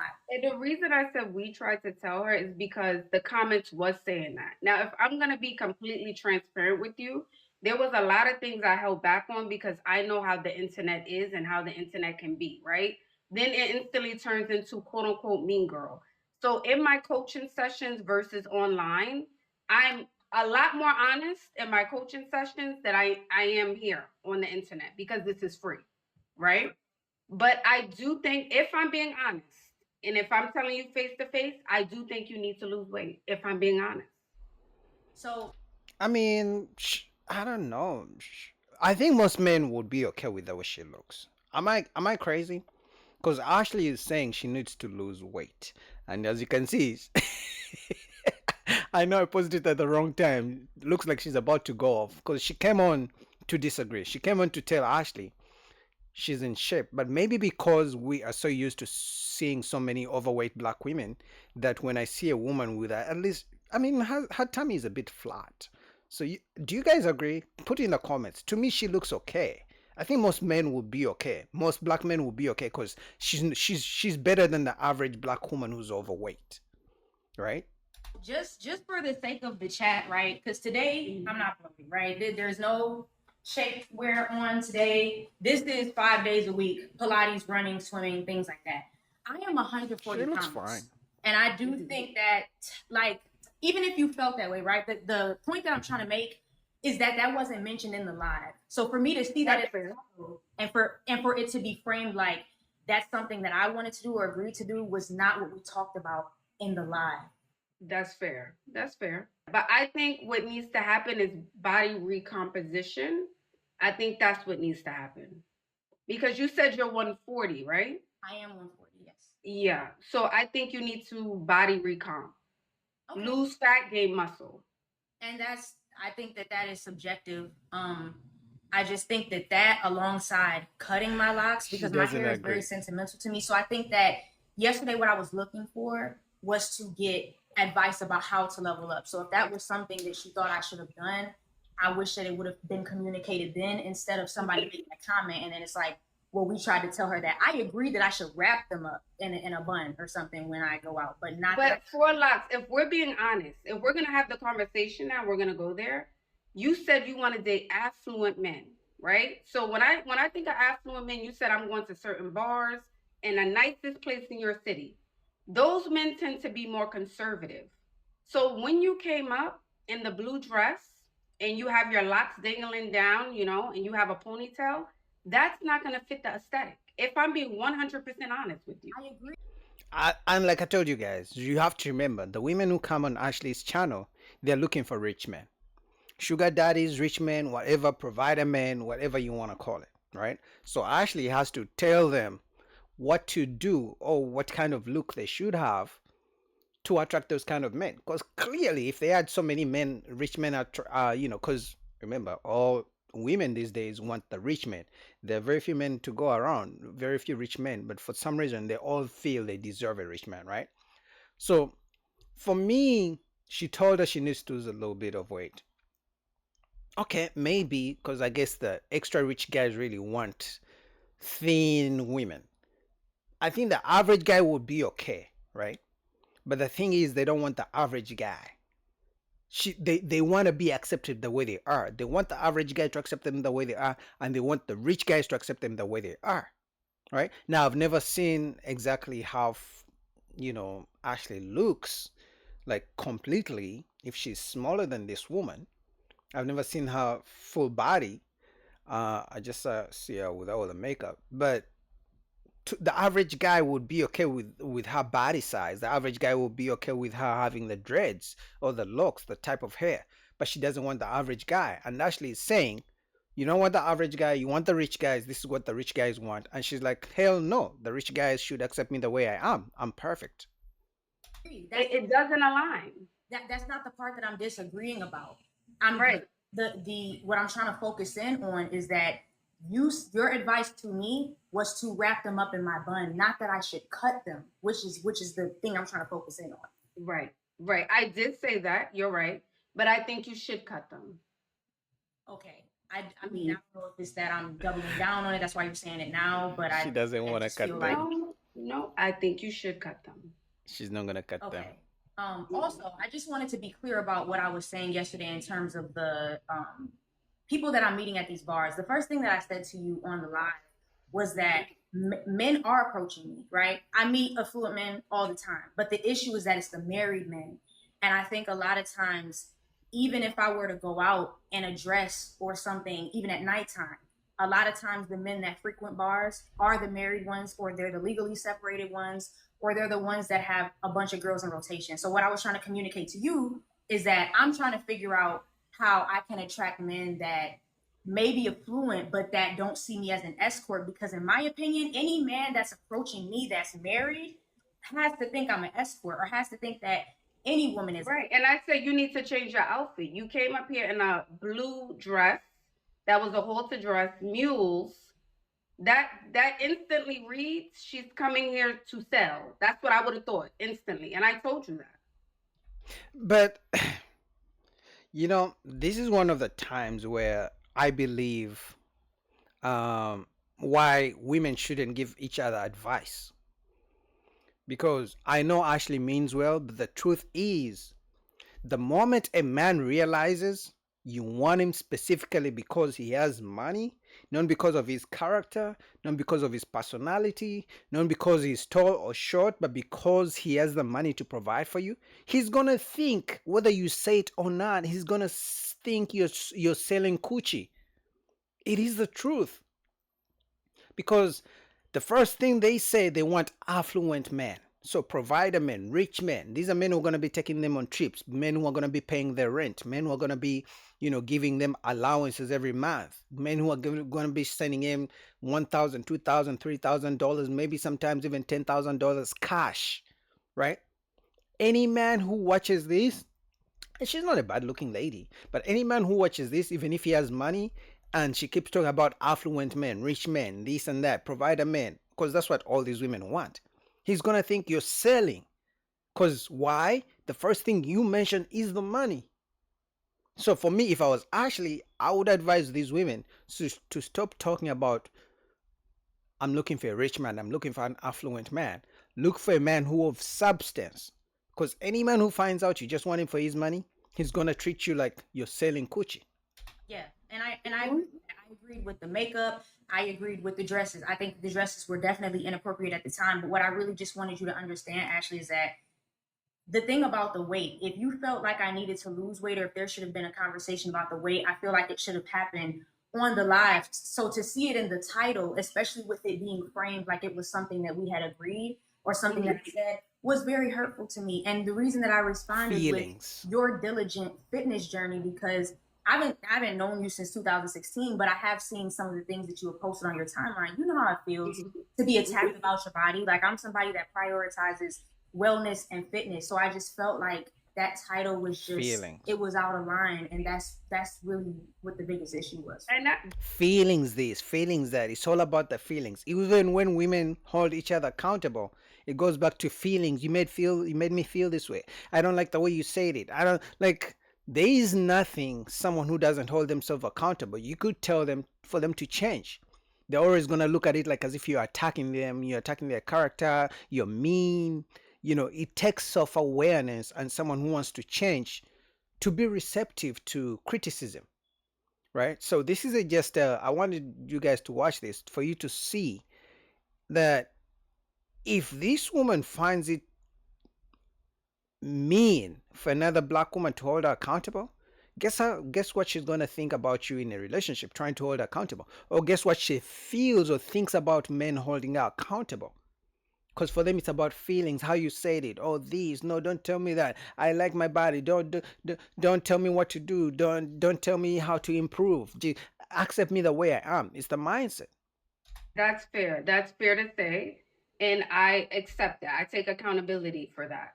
But I will also say this, what was not fair, right? And I felt attacked.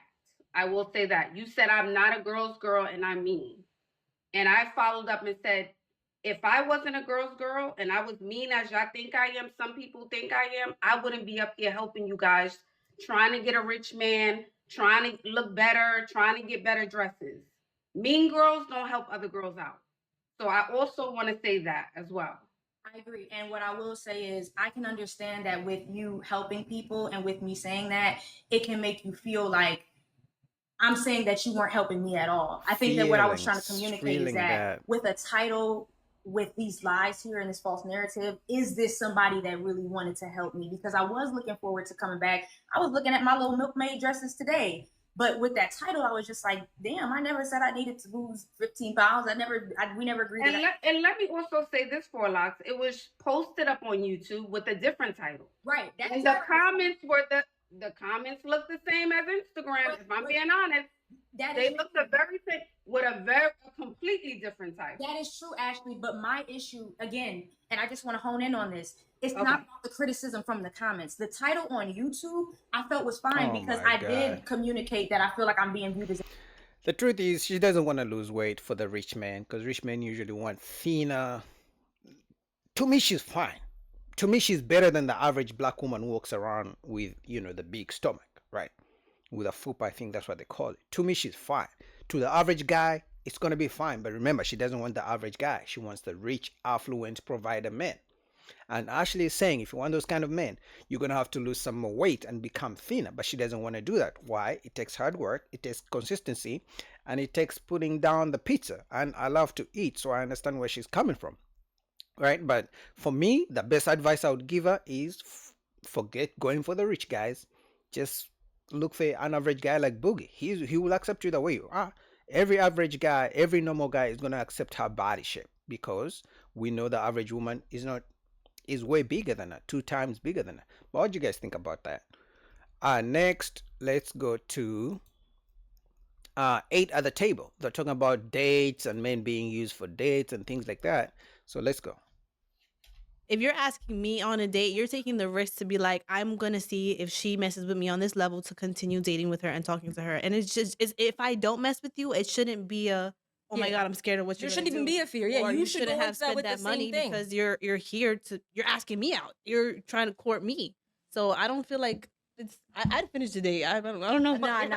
Because my dad just Go take raised me me home. that people are crazy, and my whole thing is I'm like, I try to take accountability for myself. So I be thinking, what could you say to me first? So if I'm sitting there thinking that I could be mid-bite, and I'll be like, you know what? Just so that you can't say I ate the food, even if that, I'll cash app you. Matter of fact, I'll leave a 20 on the table just so you can't come back to me. That's what I would leave. But I also think there shouldn't be that fear. I wish that I could stay there, but the whole time in the back of my head, I'm just thinking, I don't know, man. Like, because what are you really thinking? Like, what are you thinking? You know you don't. yeah, you don't like And it's you're like in the letting middle of the order day. more Yeah. and more and more. He's saying all types of stuff where it's like, I But immediately there's a know. difference because if I'm ordering it, then it's on me. If I'm ordering all this expensive stuff and I want the $200 steak and I want the rice that costs $70, then that's on me. But if you're the one that's wanting to impress me, that's on you. I don't feel like Yeah, there but you know should that going in, I'm sorry to cut you off. You know he's trying to impress you. You're at Maestro's. You're not at Applebee's. You're not at. I'm not gonna let a man again, spin on me. again, I feel like that's him. He's taking the risk. No, yeah, I think men But should you're also take signing that up. But you're signing up. alone. I'm not saying you should date these men personally. Yeah. I always wonder when you guys say this, what happens to the communication before you get to the actual date? Because you guys make it sound like this guy showed up and now he's just big bad monster. But weren't you guys sexting? Weren't you guys like getting to know each other? Weren't you guys communicating ahead of time before you got to the date? I don't think I'd be sexting before the first date. That part. You a lie. I swear. Well, I think he's a lame, so she wouldn't. But what I would say is, let's. You're saying that we should be like date let me ask you a question. Are you saying that we should be afraid of like what he might think after or We're not afraid, but you have to take some type of accountability for the fact of leading a man on without any proper expectations being set. So if you tell this man, or whether the man got it or not, right? Men care about their investments, whether it's a person or a business, right? So once you have a man now, he's starting to invest in you. He cares about his investment, and you are a part of that, But right? investment takes risk, and that's what she's saying. Yeah, is that you should. Yeah, but men are tired of being taken advantage of. That's the biggest thing. Like most men know they've been on many dates, and 99% of the time, the women just were there for free food or because they had nothing to do on that Saturday evening, right? Most men know most of the women don't call them back, they ghost them. Most men know the women don't like them like that. She may go with him out for 3 times, 3 dates. And then she's going to be like, oh, I don't feel like this is going anywhere. Like, bitch, you should have known the first time that this was never going to go anywhere because there is nothing I'm going to tell you I'm going to do to make you like me. You either like me the first time or you don't. So what men decided to do is like, I'm not doing these expensive dinner dates anymore because they want you to take all the risk up front. Take me to an expensive date. Don't fear that I'm going to use you. And so what if I use you? It's just a dinner date. It's like, okay, you pay for it. Right? But they don't want to pay for it. And then when men suggest let's go for coffee dates, they don't want that either. They call you broke. Understand the risk of I might ball out, meaning you as a man should make a decision. I'm willing to max out $600 no matter what. If she walks away and says, fuck you, I'm willing to invest the same way you would if you invested in a property. Therefore, we shouldn't have $600? that expectation. So if it is an investment, then it's... Do you guys think There's a return on investment on a property. The same women who don't want to be considered property are saying men should invest in them like as if they're property. There's return on investment when a man buys a property. There's no return on investment on you on paying an expensive $600 dinner date when you're going to ghost me, and then when I don't do it, you're going to call me broke and dusty. that men don't get mad when they take risk and lose on the properties? Absolutely. So there's reactions no matter. You should take accountability to that too. No, what I'm trying to say is that you have to understand that there's a reaction no matter the risk. There's a reaction if I risk my money in stocks. There's a reaction if I risk my money in a date, on a date, in real estate. It doesn't matter. I'm gonna react. You might not see the reaction. A man might crawl up in a ball or crawl up in a room and just start swinging at the air, right? Like, I can't believe I just lost this shit. Like, you know what I'm saying? I actually just watched the man lose $20,000 in the stocks like 2-3 weeks ago, and I was like, "You all right?" Yeah. You all right? And he did it because he had a daughter. Shout out to you. You know what I'm saying? He's like, yo, I want to, whatever. Moral of the story is men have reactions when they take risks. We understand it's a risk, but that does not mean that when we lose, we just smile like, all right, fuck it, I just lost. Yeah, nah. So what happens is when you don't set these proper expectations, if you told this man this, hey, listen, you want to take me out to Mastro's, right? I just want to let you know, as of right now, I'm not really feeling you.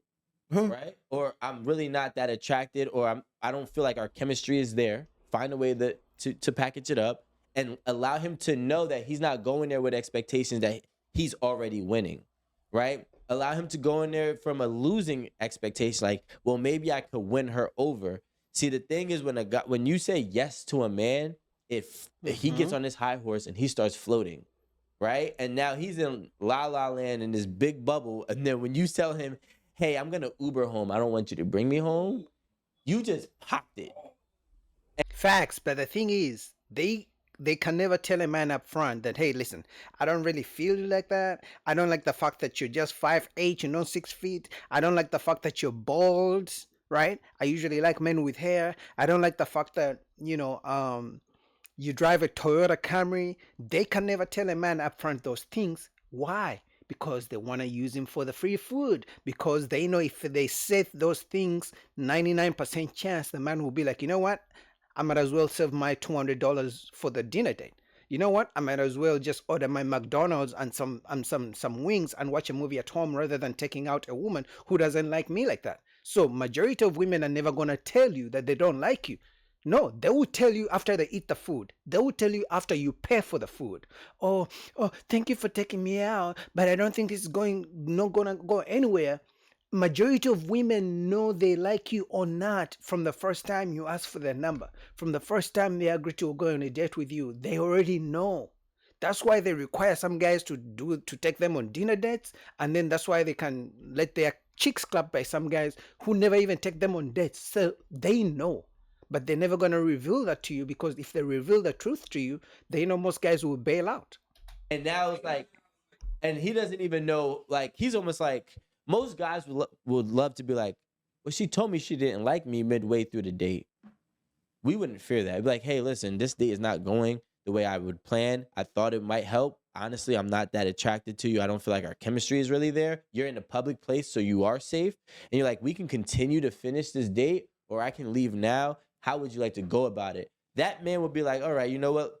9 times out of 10, he'd be like, let's finish it.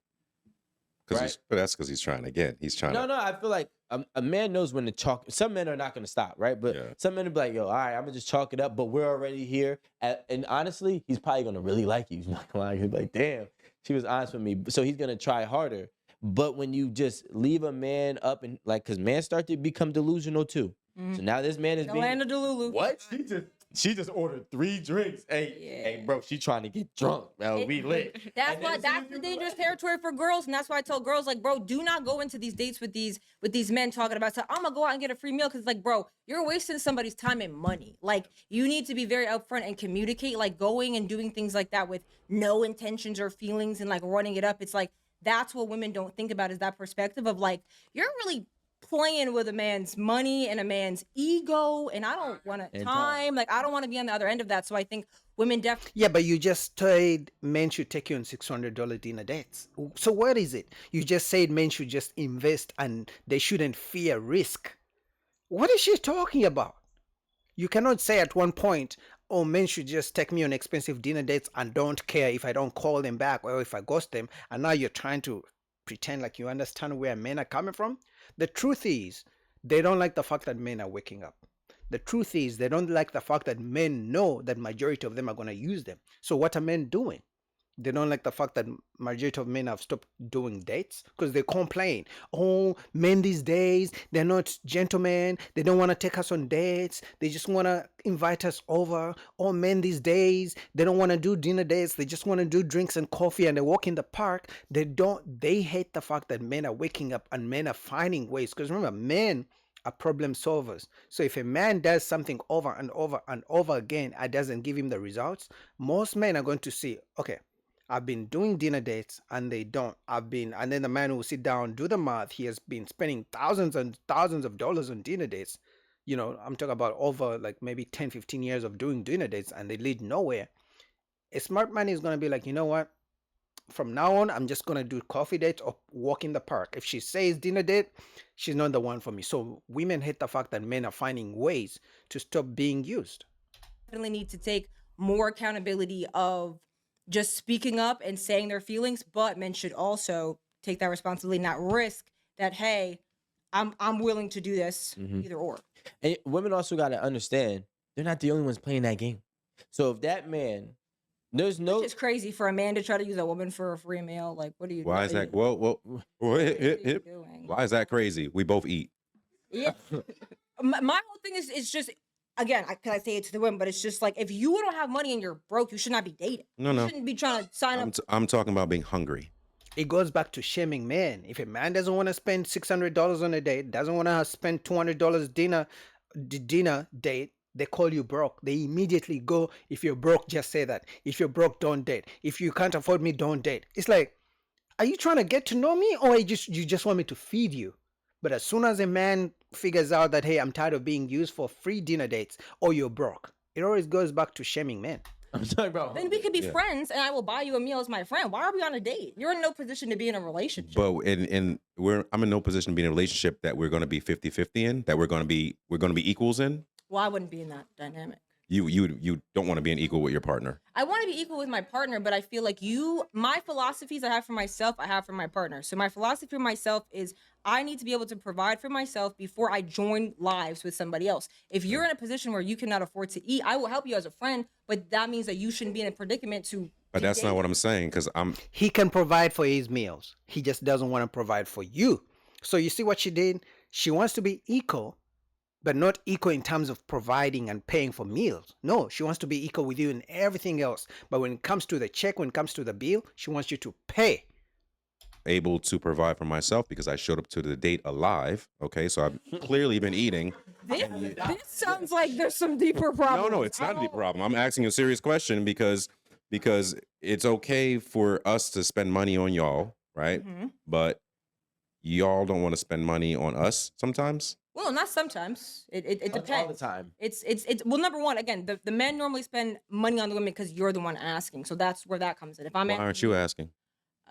I don't want to. That's cap. Women be like, when are we gonna go on a date? That's your way of asking. If you ask when are we gonna go on a date, or I don't say go on a date, or hey, before we do this, I have whatever fantasy rule that you made up in your own brain of 2-3 dates. But I'm just saying it's happening. So like women are, subconsciously asking for dates, just like they subconsciously ask for marriage. Oh, I want a ring before this happened. Oh, I want to get married. I want to be married by this age. And niggas looking at her like, damn, you just really asked me to marry you without really asking. So they do all of this like beating around the bush ways of asking while saying they're direct. Yeah, while saying they're direct. Yeah. You should have known because I told you 17 hints. Well, no, you should be direct. But again, this is why you have these conversations in the beginning of like, if we both went into this dynamic with marriage in mind, and now 7 years has gone by, you knew that this is what I wanted, and we're having that conversation, and it's like, hey, I was wanting a ring by this. It's like, well, that's why don't you just take the initiative then? Take initiative to propose. She already said she's not even asking a man for a date. Yeah. So she's not her saying, not proposal, but her saying changing up her whole script is not going to happen. She's not even asking a man for a date. She's not asking a man for food. He's got to be able to provide, not shelter or anything, because I can take care of myself. So I'm saying, like, why isn't it we both go in this 50-50? And I'm not They saying we got to don't- split they the don't check, want but it. like, you get a date, I get a date, something like I that. think once you're in a relationship, I can. We have to understand. get to the relationship. No. So they want the man to invest up front while they just sit back. So let me, the princess, the queen of Zamunda, eat all your free food, and once we get in a relationship, then maybe I'll buy you an ice cream. So you invest. Don't fear losing out. Don't fear me ghosting you. Just keep investing. Just keep paying for all these expensive dinner dates. Just keep doing everything that I want you to do to impress me, the queen of Zamunda. Then at some point, if we get in a relationship, at some point, because remember, it's not guaranteed, right? At some point when you get in a relationship, I might just buy you an ice cream just to show. I might buy you a chocolate. I might buy you a Domino's pizza just to show you that I care as well. You come in and you attempt to date me and I'm paying for everything. Why do I want to be in a relationship with you? I don't want to provide for you. You're not a child. Or are you?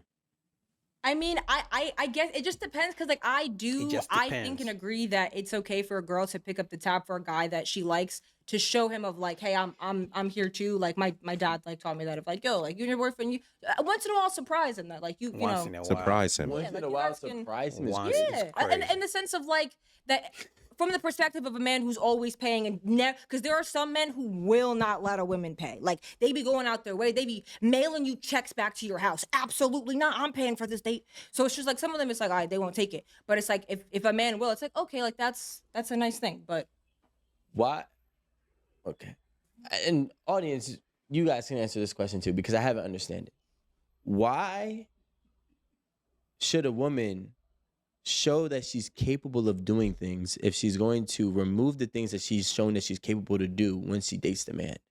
well, you'd only be removing it based Why upon should what are she the remove agreements. The things. Yeah, like you go out to dates now, right? With your friends. Yeah. You split the bill? Mhm. Okay. So you Sorry. You like your friends too, right? Yeah, but my friends aren't trying to fuck me. Okay, so it's the sex then. that's the only difference. I mean, yeah, I think with exclusivity there's- to your body, there should be some type of So you would give differentiation. more So they're selling coochie. In other words, just say it. Just say you want men to pay for the coochie. That's all. or to your friends in terms of monetary value than No, you no, would no, give no, to no, a no, no, no, relationship? no. Yeah. I would pay money for dates with my friends, and I would pay money for dates again with my boyfriend. But in the courting period, if a man is trying to tell me of, hey, I want to date you, I think during that period you should then pay. After that, cool. Again, I'm saying I'm okay even in that period if I really like you. She's of, lying. if I have an idea for a date, I'll pay. That's normally my philosophy. Meaning, if I She's say lying. I want to go rock climbing and it costs $120 to go rock climbing, She's not gonna I pay will for come that. to that date with $120 and I wouldn't expect you to pay because it was my idea. I'm asking you. But I think Yeah, but you're coming with a portion for yourself. You're not coming with a portion for you and for him. You guys heard that, right? She's coming for the portion with herself. And mind you, whatever she's saying, that's why I'm saying she's lying. Because if you let her pay, that's the last time you're ever going to see her. She's just going to say, you're broke. How could you let me go 50-50? I want to provide a man. That's the same thing they do all the time. if the guy who most of the time is the one putting it together, then that's how it would be. All right, my question is essentially women like yourself want to be able to pay for their own ways as an adult. Correct? Yeah. Now, that means you have to work or you have to find a way to get money on a weekly, daily, monthly basis. Right? You're 26 years old, so let's just say you've been getting funds since you were 18, hypothetically. So for 8 years, you've proven to be a capable woman, adulting woman, or a woman that's able to adult, right? Mhm. Now, the second a man comes in, whatever you've been doing, you are now removed those responsibilities from yourself, and he takes over those responsibilities. So the question that I have is, what was the purpose of even showing that you can do it or proving to yourself that you can do it when you ultimately are not trying to do that? Forever. Instead Yeah, of good question. maybe trying to study for 8 years on how to get the man that's going to do what you want him to do versus you figuring out how to adult just so you can not adult. I mean, I think you should figure out how to adult to just survive regardless of Until you find a who rich you want to man. date. You have to just know how to take care of yourself. Because even if you're in a relationship and that something happens to that person, it's like you need the skill set to be okay by yourself. So it's like if I'm a functioning adult, we get into a relationship. Me personally, I'm gonna proceed on doing those skills. The only time that dynamic changes is if a man takes over that financial responsibility and then might say, "Hey, I want you to stay home." And now I have a different list of responsibilities with that I'm, trading my time for. But I feel like in the beginning, I don't know. But very few women actually want to give up their careers. So let's say you find a woman and she's already a career woman working a job and things like that. She may want to stay home after she gives birth, after she's pregnant or when she's pregnant, and maybe the first 6 to a year of the kid. But as soon as the kid can go to daycare, they're going to want you to pay for the daycare, and then she's going to want to go back to work. And remember, when she goes to work, they still want to work. But that doesn't mean they want to contribute to paying the bills in the house. No, they want to work, save their money, but they still want you to pay for 100% of the bills. And remember, you cannot also expect her to come home and make a meal for you because she's going to be like, I was at work, I'm tired. How can you expect me to cook for you? But at the same time, she wants you to pay all the bills. So men are looking at this and doing the math. Is this deal worth it? Is this the deal I want to do for the rest of my life? That's why men are opting out of dating and marriage.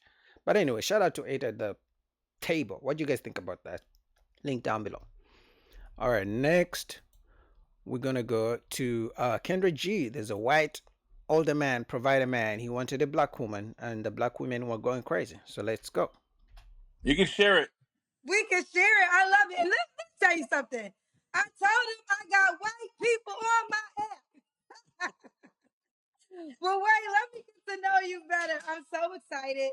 Let me see that watch. Let me see that watch. Are you big ballin', Wayne? Shaq gave it to me as a gift. Are you Shaquille O'Neal? Shaquille O'Neal gave it to me. My roommate was Quentin Aaron for 2 years. He's the lead actor of The Blind Side. Okay. Big Mike. Yes. Yeah, that's my best friend and business partner. Okay, so how did you meet Shaq? We were at a LSU party, and Shaq and Quentin are the same height, and they kind of started talking. We got to talking about the watch, and it's Shaq Invicta, and he said he just got the first 5 off the line and gave it to me. So I was like, okay. Wait, I don't understand. So Shaq was wearing the watch? No, he had it in his car, but we were talking about watches. He's like, oh, let me show you something. Took us out to the car, and because he had signed an Invicta deal, they gave him like some of the watches off the line. So we got the watch. So it's priceless to me because it came from Shaq. Absolutely. Did he give your roommate a watch too? Yes, he got a big silver one. That's when you know you so rich that you just give out expensive watches like McDonald's French fries. Look at how excited Kendra is. Now, I may go through the comments, but the black women were really excited. Remember, it's old, rich white man who was looking for a black woman. I've never seen Kendra put this big smile when a black man comes on her channel, on her show. Look at the way she even wants him herself. So I wouldn't be surprised if in a year's time, in 6 months, she ends up with this man. Right. That's Shaq's amazing. So okay, that's a cool story. So Wayne, how old are you? I am 53 years old. Okay, and where are you calling us from? Mandeville, Louisiana, which is just north of New Orleans, Louisiana. Okay. So it's the greater New Orleans area. All right. Do you have any kids? I do. I have 4 kids. 27, 24, 21, and then 14. By how many women? 3 daughters. No, but how many women did you have kids by? One woman. One. So have you ever been married? Yes, once and only once. And when did you get divorced? We got separated in 2014, and we got divorced in 2018. Oh my goodness. Okay. So 2018, got you. So what do you do for a living, Wayne? Well, I am a retired federal law enforcement officer, but I'm an actor, producer, bodyguard for Paris Hilton, Lindsay Lohan, and I'm. You drank you name dropping a lot of names, Wayne. I know. It's fun though. That's what I do. That's what the black women want. Because black women like to scream, "Oh, black men want white women," but once a rich white man shows up, they go crazy. Look at Kendra; she's salivating herself. So trust me, the comments are going to go crazy. Trust me, his DMs are going to be filled. I'm telling you. Are you a bodyguard for the new Lindsay Lohan or the old Lindsay Lohan? The old Lindsay Lohan. Now I'm making movies as a producer, as an actor, and I'm on the Screen Actors Guild board for the local New Orleans, and I'm Right. on the Film Louisiana executive board for the state of Louisiana. So Okay. I love it. So let's do it. Wayne 53. So you're in Louisiana. Where are you it's just north of New Orleans, Louisiana. Okay, Louisiana. Yep. All right. Dad of 4 kids by his ex-wife. And what's your zodiac sign? I'm an Aries. Aries. All right. So we got Wayne 53. He's the Aries. He's in Louisiana. Dad to 4 kids by his ex-wife. And he got a cool story with a watch he's wearing right now. Show it to the world. That Shaquille, go ahead, show the watch one more time for those who just came in. That Shaquille O'Neal himself gave him. All right, Wayne, what kind of woman are you looking for? I'm looking for someone who loves adventure, loves to travel, someone that can sing, because I feed off the energy of others, and so when we're out doing things, think Beyonce and Jay-Z. That's what I'd like. Someone who's a powerful person by themselves, but with me, we'd be a power couple. So your ex-wife wasn't like that? Do you guys just realize what he did? He mentioned everything black women like. They like to talk about I'm a strong woman, so he said I want a powerful woman. Apart from the singing, then he talked about what else did he mention? I forget. No. Let me go No? back. Just hold on. Just No. hold on. Okay. Someone who doesn't cheat. Hold on. Beyonce and Jay-Z. Because I feed off the energy of others. Yes. So that's what he said. Energy. You know, black women talk about, oh, my energy, my chakra, zodiac signs, vibes, things like that. So he mentioned I wanted to be powerful, energy, vibes, things like that. Black women love such things. So when we're out doing things, think Beyonce and Jay-Z. That's what I'd like.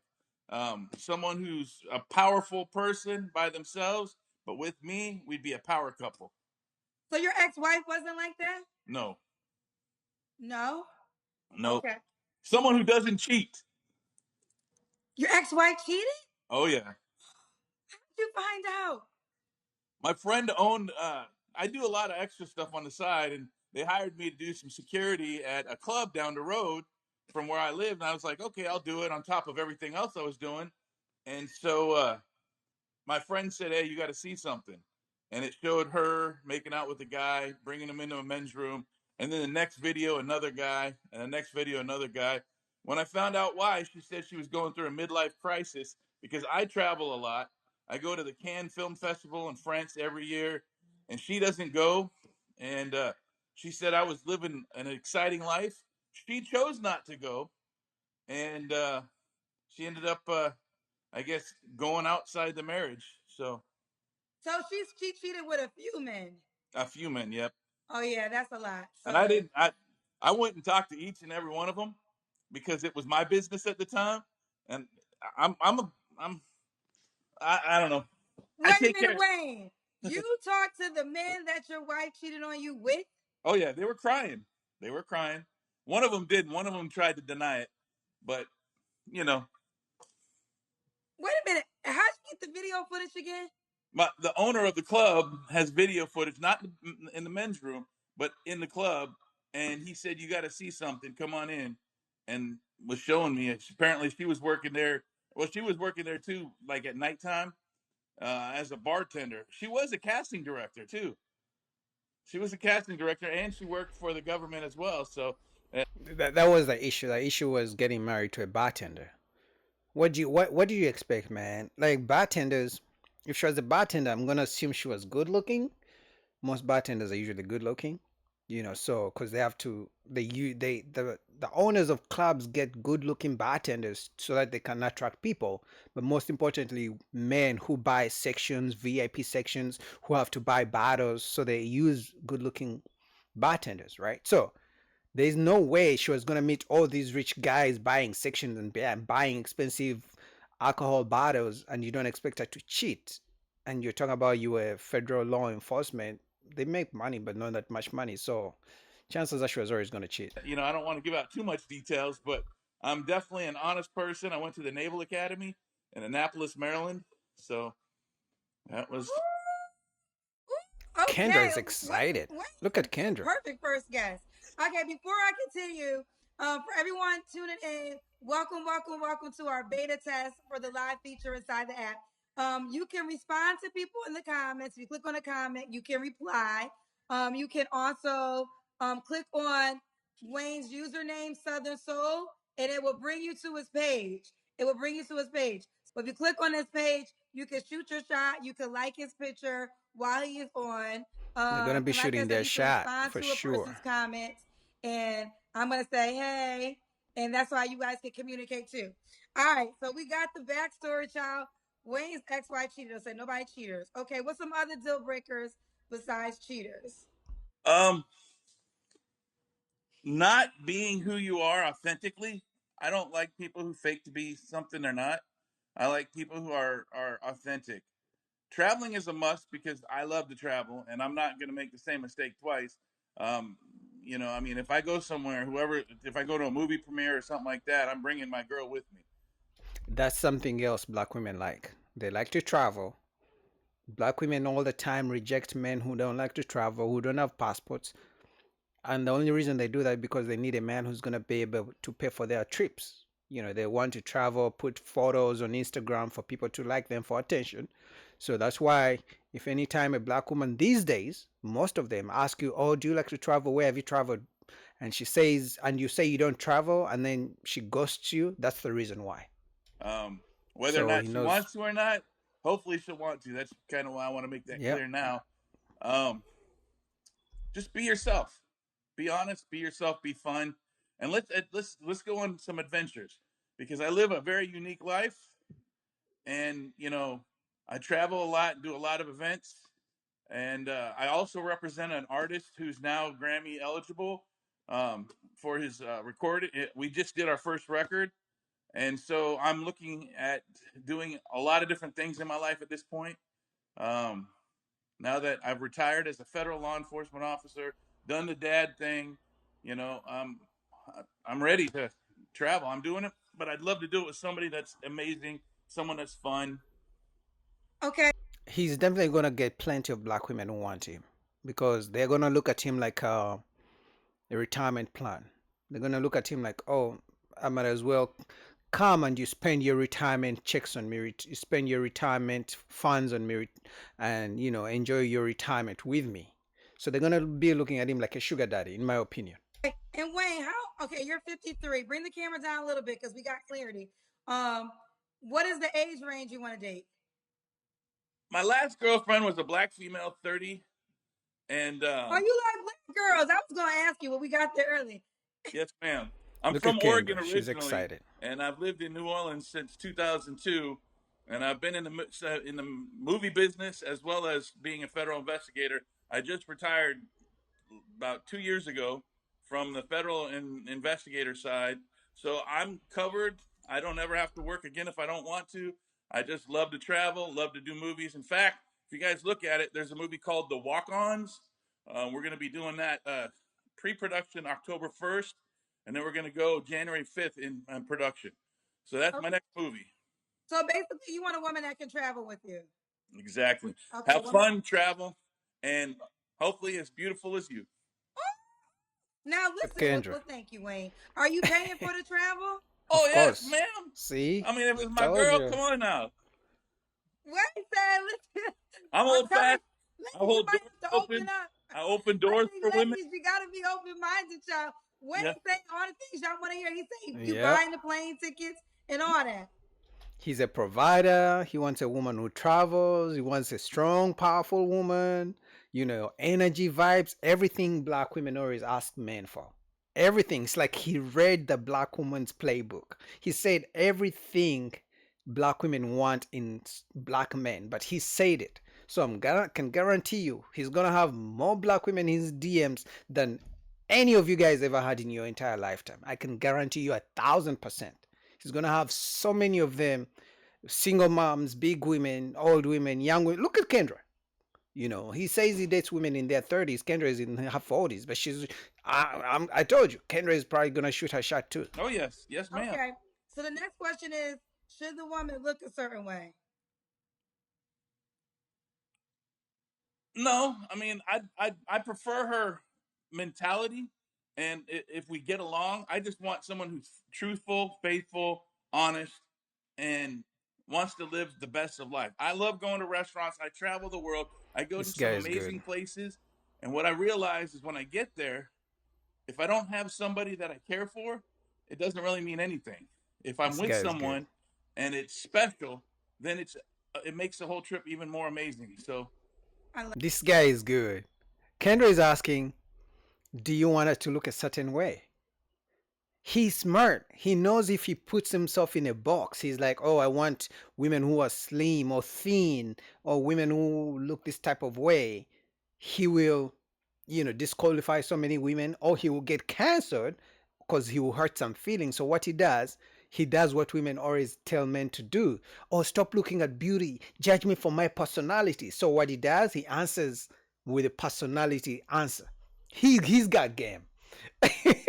I told you he has read the black woman's playbook from A to Z. I'm telling you, he's gonna have thousands and thousands of black women shooting their shot. Of it. Okay. Now, what about money? Should she make a certain amount of money? if she doesn't have to work if she doesn't want to. Ooh, But told you. again, like I said, I want to be a power couple. When two people work and we both take pride in what we do, and we both love what we do, Oh my then god. it's going to be amazing because Black women are gonna it's be not that dying. she has to ever work. Black But women are gonna be if fighting she for him. wants to do what she wants to do, does she want to own a business? Does she want to make a design clothes? You know, I'm not talking work at a Walmart or a, you know, if she wants to do something, let me know what your dream is, And and invest. together, because we are a power couple, your dream will come true. I Oh promise. my love it. god. Black women are gonna be dying for this guy. Oh my god. I listen. I love it. I love it. Okay. Now we gotta do the Kendra Cam. This is when you stand up and we. All right, I don't care for that. What do you guys think about that? Link down below to a full video. But I'm telling you, Kendra and all other black women are gonna be going for this guy. What do you guys think? Am I right? I think I'm right. All right, next we're gonna go to Kendra G. This guy came on, obviously got attacked because he wants a woman to provide for him. So without further ado, let's go. You know what? I'm tired of women looking for rich men. I'm looking for rich women. We're about to switch it up in 2025. Wait a minute, but Yeah. aren't you a man now? I know AD in real life. AD, Men you are do tired. Very well. You do very well in real life. You would fall into the rich category yourself. So why do you need a rich woman? Because you know what? I'm gonna be like women. I'm not dating nobody that makes less than me. Well, most of the women I meet make less than me, much Well, that's how less. it's supposed to be, AD. You're supposed to. Okay. Why can't I have the same feelings as women? Because you don't Why, want. Listen. why can't I Let me don't tell you care. why. First of all, rich men, y'all like things your way, right? So it's hard to, and a lot of times, money is the motivation that makes the women deal with the stuff that comes along with you guys. Men So Men don't get it. We never get it our way. I'm here to defend all men. Men, we never give it exactly our way. We always are more lenient towards women. What do you want to do Facts. today, baby? Where you want to go eat, baby? Facts. Where would you like to vacation? So we never ever really do it our way, ever. Facts. Men are Men are basically built to help service women. Fact. That's it. That's that. Facts. Men are literally raised and taught how to treat women, what to do for a woman, buy her flowers, open the door, provide, pay the bills, take care of her, take her on trips, buy her food, give her compliments, call her in the morning, call her in the afternoon, call her before bedtime, give her compliments.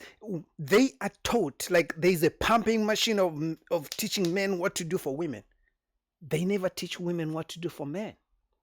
They teach them what to expect from men, but not what to do for men. So men are tired. Men are like, I need a rich woman too. Shit. That's the role we tend to play. But you know what? Exactly. It's 2025. We switching it up this year. And guess what? I'm the next date I go on, I'm sliding her the bill.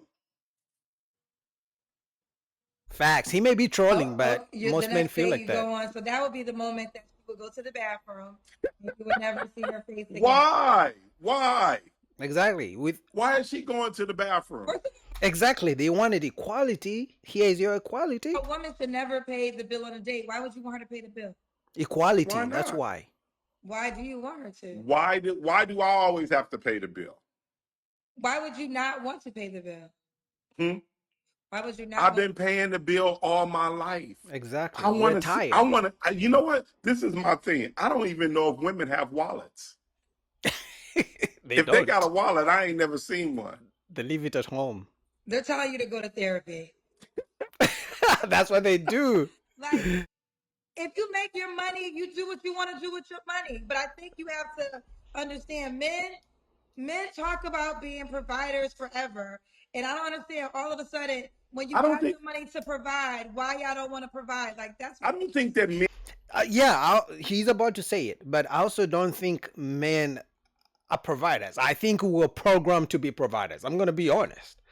Because whenever men are asking, okay, what do I get in return? You know what they tell you? If you're broke, just say that. Oh, you're being sassy. I'm being sassy because I'm asking, what do I get for being a provider my whole life? I'm being sassy. I'm being gay because I'm asking, what do I get in return for providing for you?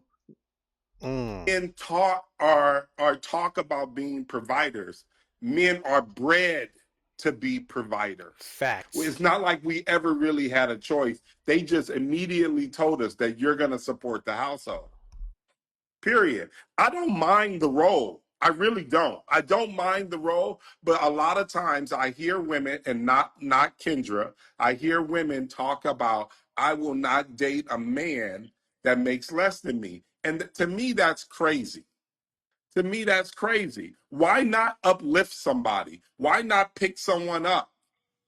Especially if you call yourself loving them and cherishing them and open to dating them, why not pick them up? Why not? Men, we've been picking up women all our entire life. Why aren't women willing to pick a man up?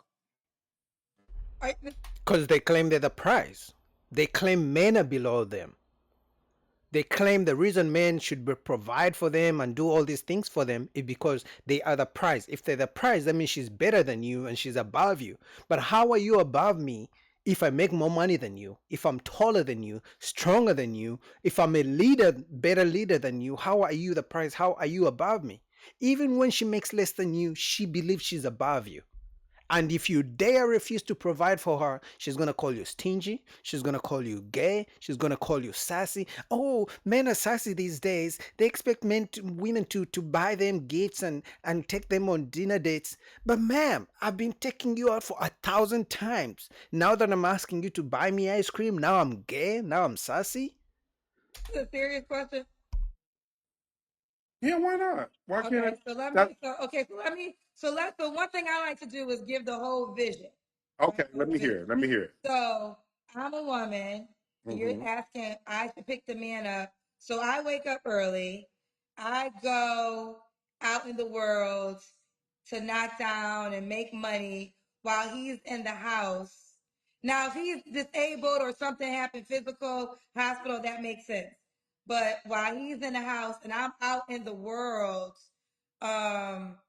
out here getting it. So is this the kind of man that you would want your daughter to date? No, no, no, no. I'm not saying that that's the kind of man, a lazy man. I'm saying a man that has a lesser plan than you. His plan in life didn't exactly work out. He needs more direction. Why can't a woman lead him in a better direction and actually give him some growth so therefore he can get there, opposed to always having to be there already? That's what Okay, I'm listen, talking about. I'm not too. I understand what you're saying, but I'm gonna just recite what you're saying. First, you said lead. So now are you saying you want the woman to be the leader and not the man? Because you I think in some relationships women do lead. I think okay. it's some, but not all the time. I think sometimes a woman can have a better plan than me. Why not? She can definitely say, hey, if let's just say if she's a real estate broker and she's telling me, hey, guess what? That property over there, that's not Mm-hmm. it. You need to look across the street. That's where it's at. So sometimes there's always people. I think sometimes people, not just a certain gender, has a better plan. Sometimes people have a better plan. And I wouldn't mind listening to one or at least hearing someone's perspective that may be better than mine. I'm open. I think what he's trying to talk about is the fact that these days women don't want to build. They just want you to find you self-made. They don't want to be there when you are going through challenging times. When you're struggling, they don't want to be there. They would just want to wait. You guys have heard this thing all the time that they just want to wait at the finish line and take the winners. But if I know I've been struggling by myself and you didn't want me when I was struggling, why am I going to want you when I finally make it? Why am I going to hustle through life the whole time for 20 years, working hard to become successful, and then wait for you at the finish line for me to pay all your bills? You didn't struggle with me. How can I appreciate you when I know you didn't give me a chance when I was struggling? And that's a thing men are waking up to, the fact that, okay, I'm only going to help those people who have been with me. I don't care if it's family members. If they were not with you when you were struggling, if they didn't encourage you, if they didn't, you were struggling, your car just broke down, you need $2,000 and family members are not there to help you. And then after you make it, you have a Lamborghini. Now they want money from you.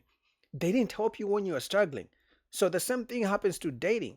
Ladies, if you wait for men to make it for them to pay your bills, men are waking up to the BS. It's not working anymore. I agree to that. I agree to that. First of all, should I put your business out there? And Yeah, AD go on. got broken off. I'm an open book. AD is actually one of my millionaire friends. Okay. So what's interesting to me is you're talking like a broke guy and you're far from it. So why are you talking from this manner of a man who actually would need this assistance? You don't need it. But you see the mindset? Every time a man asks for a woman for any type of reciprocation, the first thing they say is, why are you talking like a broke guy? Or you're broke, you're dusty. Literally, Kendra just said it. The guy is simply saying, I need a woman who's going to be a ride or die, who's going to be supportive, who doesn't need me just for my money, who's going to show reciprocation. If I do all these things for her, once in a while she can do something for me, build with me. And what does Kendra say? Oh, you're broke. I'm broke because I have a preference. I'm broke because I have a standard. I'm broke because I'm asking, what do I get in return? Crazy. You know why? Because I just heard so many statistics where there's so many men that look like me that aren't doing so well. And I just realized that sometimes people need help. People need help. They need somebody that knows better. And sometimes the guy that you're dating may not have the right perspective on his business or anything like that. So Hey, a man needs to be open to a better plan. He he needs may to not hear have a all the better plan. And answers. whether or not it comes from a woman or his best friend, he should be open to hearing that. And I Facts. think so much that we always hear that man needs to be ready. He needs to be ready. Yep. He needs to be ready. But why Self-made. not letting someone that he's dating help him get in a better Build. situation? There's nothing wrong with that. They don't want to build with men who are still struggling.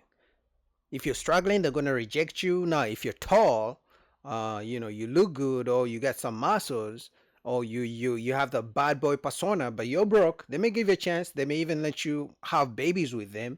but long term they're not going to be there with you. But if you're just the average guy, 5'7", 5'8", bored, you're still struggling, you know, you're not just stable with your career, just make 50,000, they don't want to build with you. But now when you make it, now you got a house, now you make good money. Oh, now here they come with 3 babies, with 3 kids from 3 different guys. Oh, give me a chance. Oh, why are you hating on single moms? But you were not with me when I was building. You said I wasn't good enough for you. Now, all of a sudden, 10, 15 years later, I'm good for you? I think you got to have a conversation with your gender then, because there's a lot of men who don't want to be led by women. There's It's a not lot being of led. men who, you know, we say this intimidation at times, but there's some men who sometimes can't even deal with a woman doing better than them financially, right? There's some men who feel less than a man if a woman is out there going to get it and he's not able to rise to the occasion. There's a lot of different factors to this. Now there are plenty of examples though, where we'll just use celebrities because we will all know them, right? But I feel like in the example that you are giving, Candy and Todd to me fit it as a perfect example. Obviously, Candy was extremely wealthy when Todd met her, but Todd is one of the reasons he had the television background, and together they have built an empire in Broadway plays and different productions. So even though Products. she had a certain component as a money access stardom, he had the Weirwood talent, and they came together as a partnership. So that does happen at times. It does happen at times. But don't you think more relationships should be built on? Because me and you had a conversation the other day. I said one of the hardest things in life is for someone to accomplish so much without a person on their side. Without a Facts. person on side. Now, once they are successful, Now it's they hard for come. them to actually meet somebody because they always are questioning whether or not You're why there for that the right person is reasons. there. Like, why are they here? Are they here because I'm rich as hell? Are they here because I drive a Rolls Royce? Are they here Facts. because I got a big old house? You start questioning yourself. It's so I think if we open up this whole relationship thing, that it's okay for a man to make less than and for a woman to actually pull a man up, it gets a little bit different. Facts. And that's what's hurting the community, because now men are struggling. So men are realizing, okay, women don't want me because I'm struggling. Okay, fine.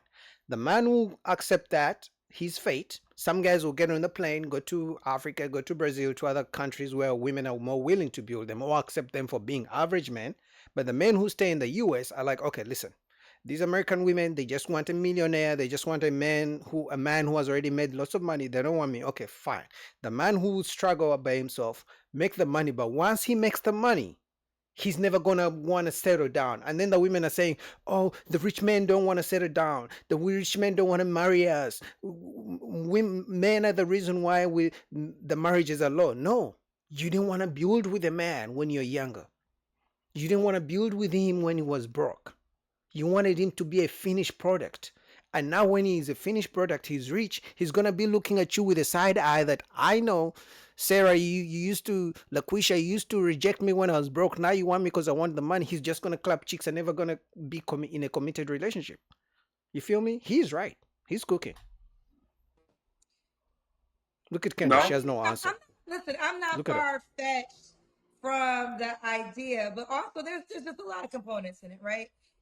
But my thing is, the way you are talking about a woman pulling a man up, why don't you just pull a woman up? Like you're I've been We doing can pull each it other. all my life. Exactly. okay. So then, what's the problem?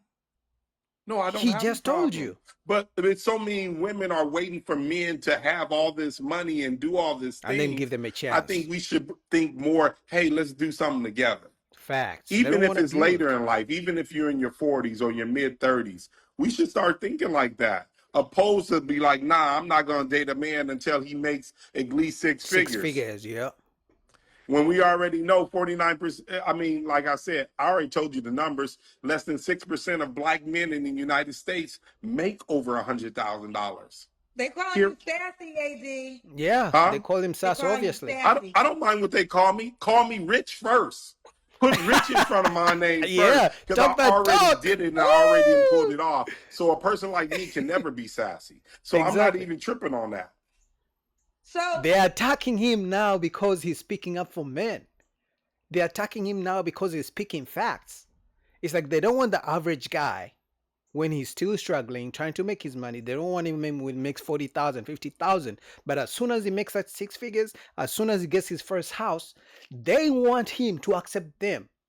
And it's not just because, oh, now that you make money, accept me. No, they want the black man to accept them when they have 3 kids. It's like, you didn't want me when I was, when you had no kids.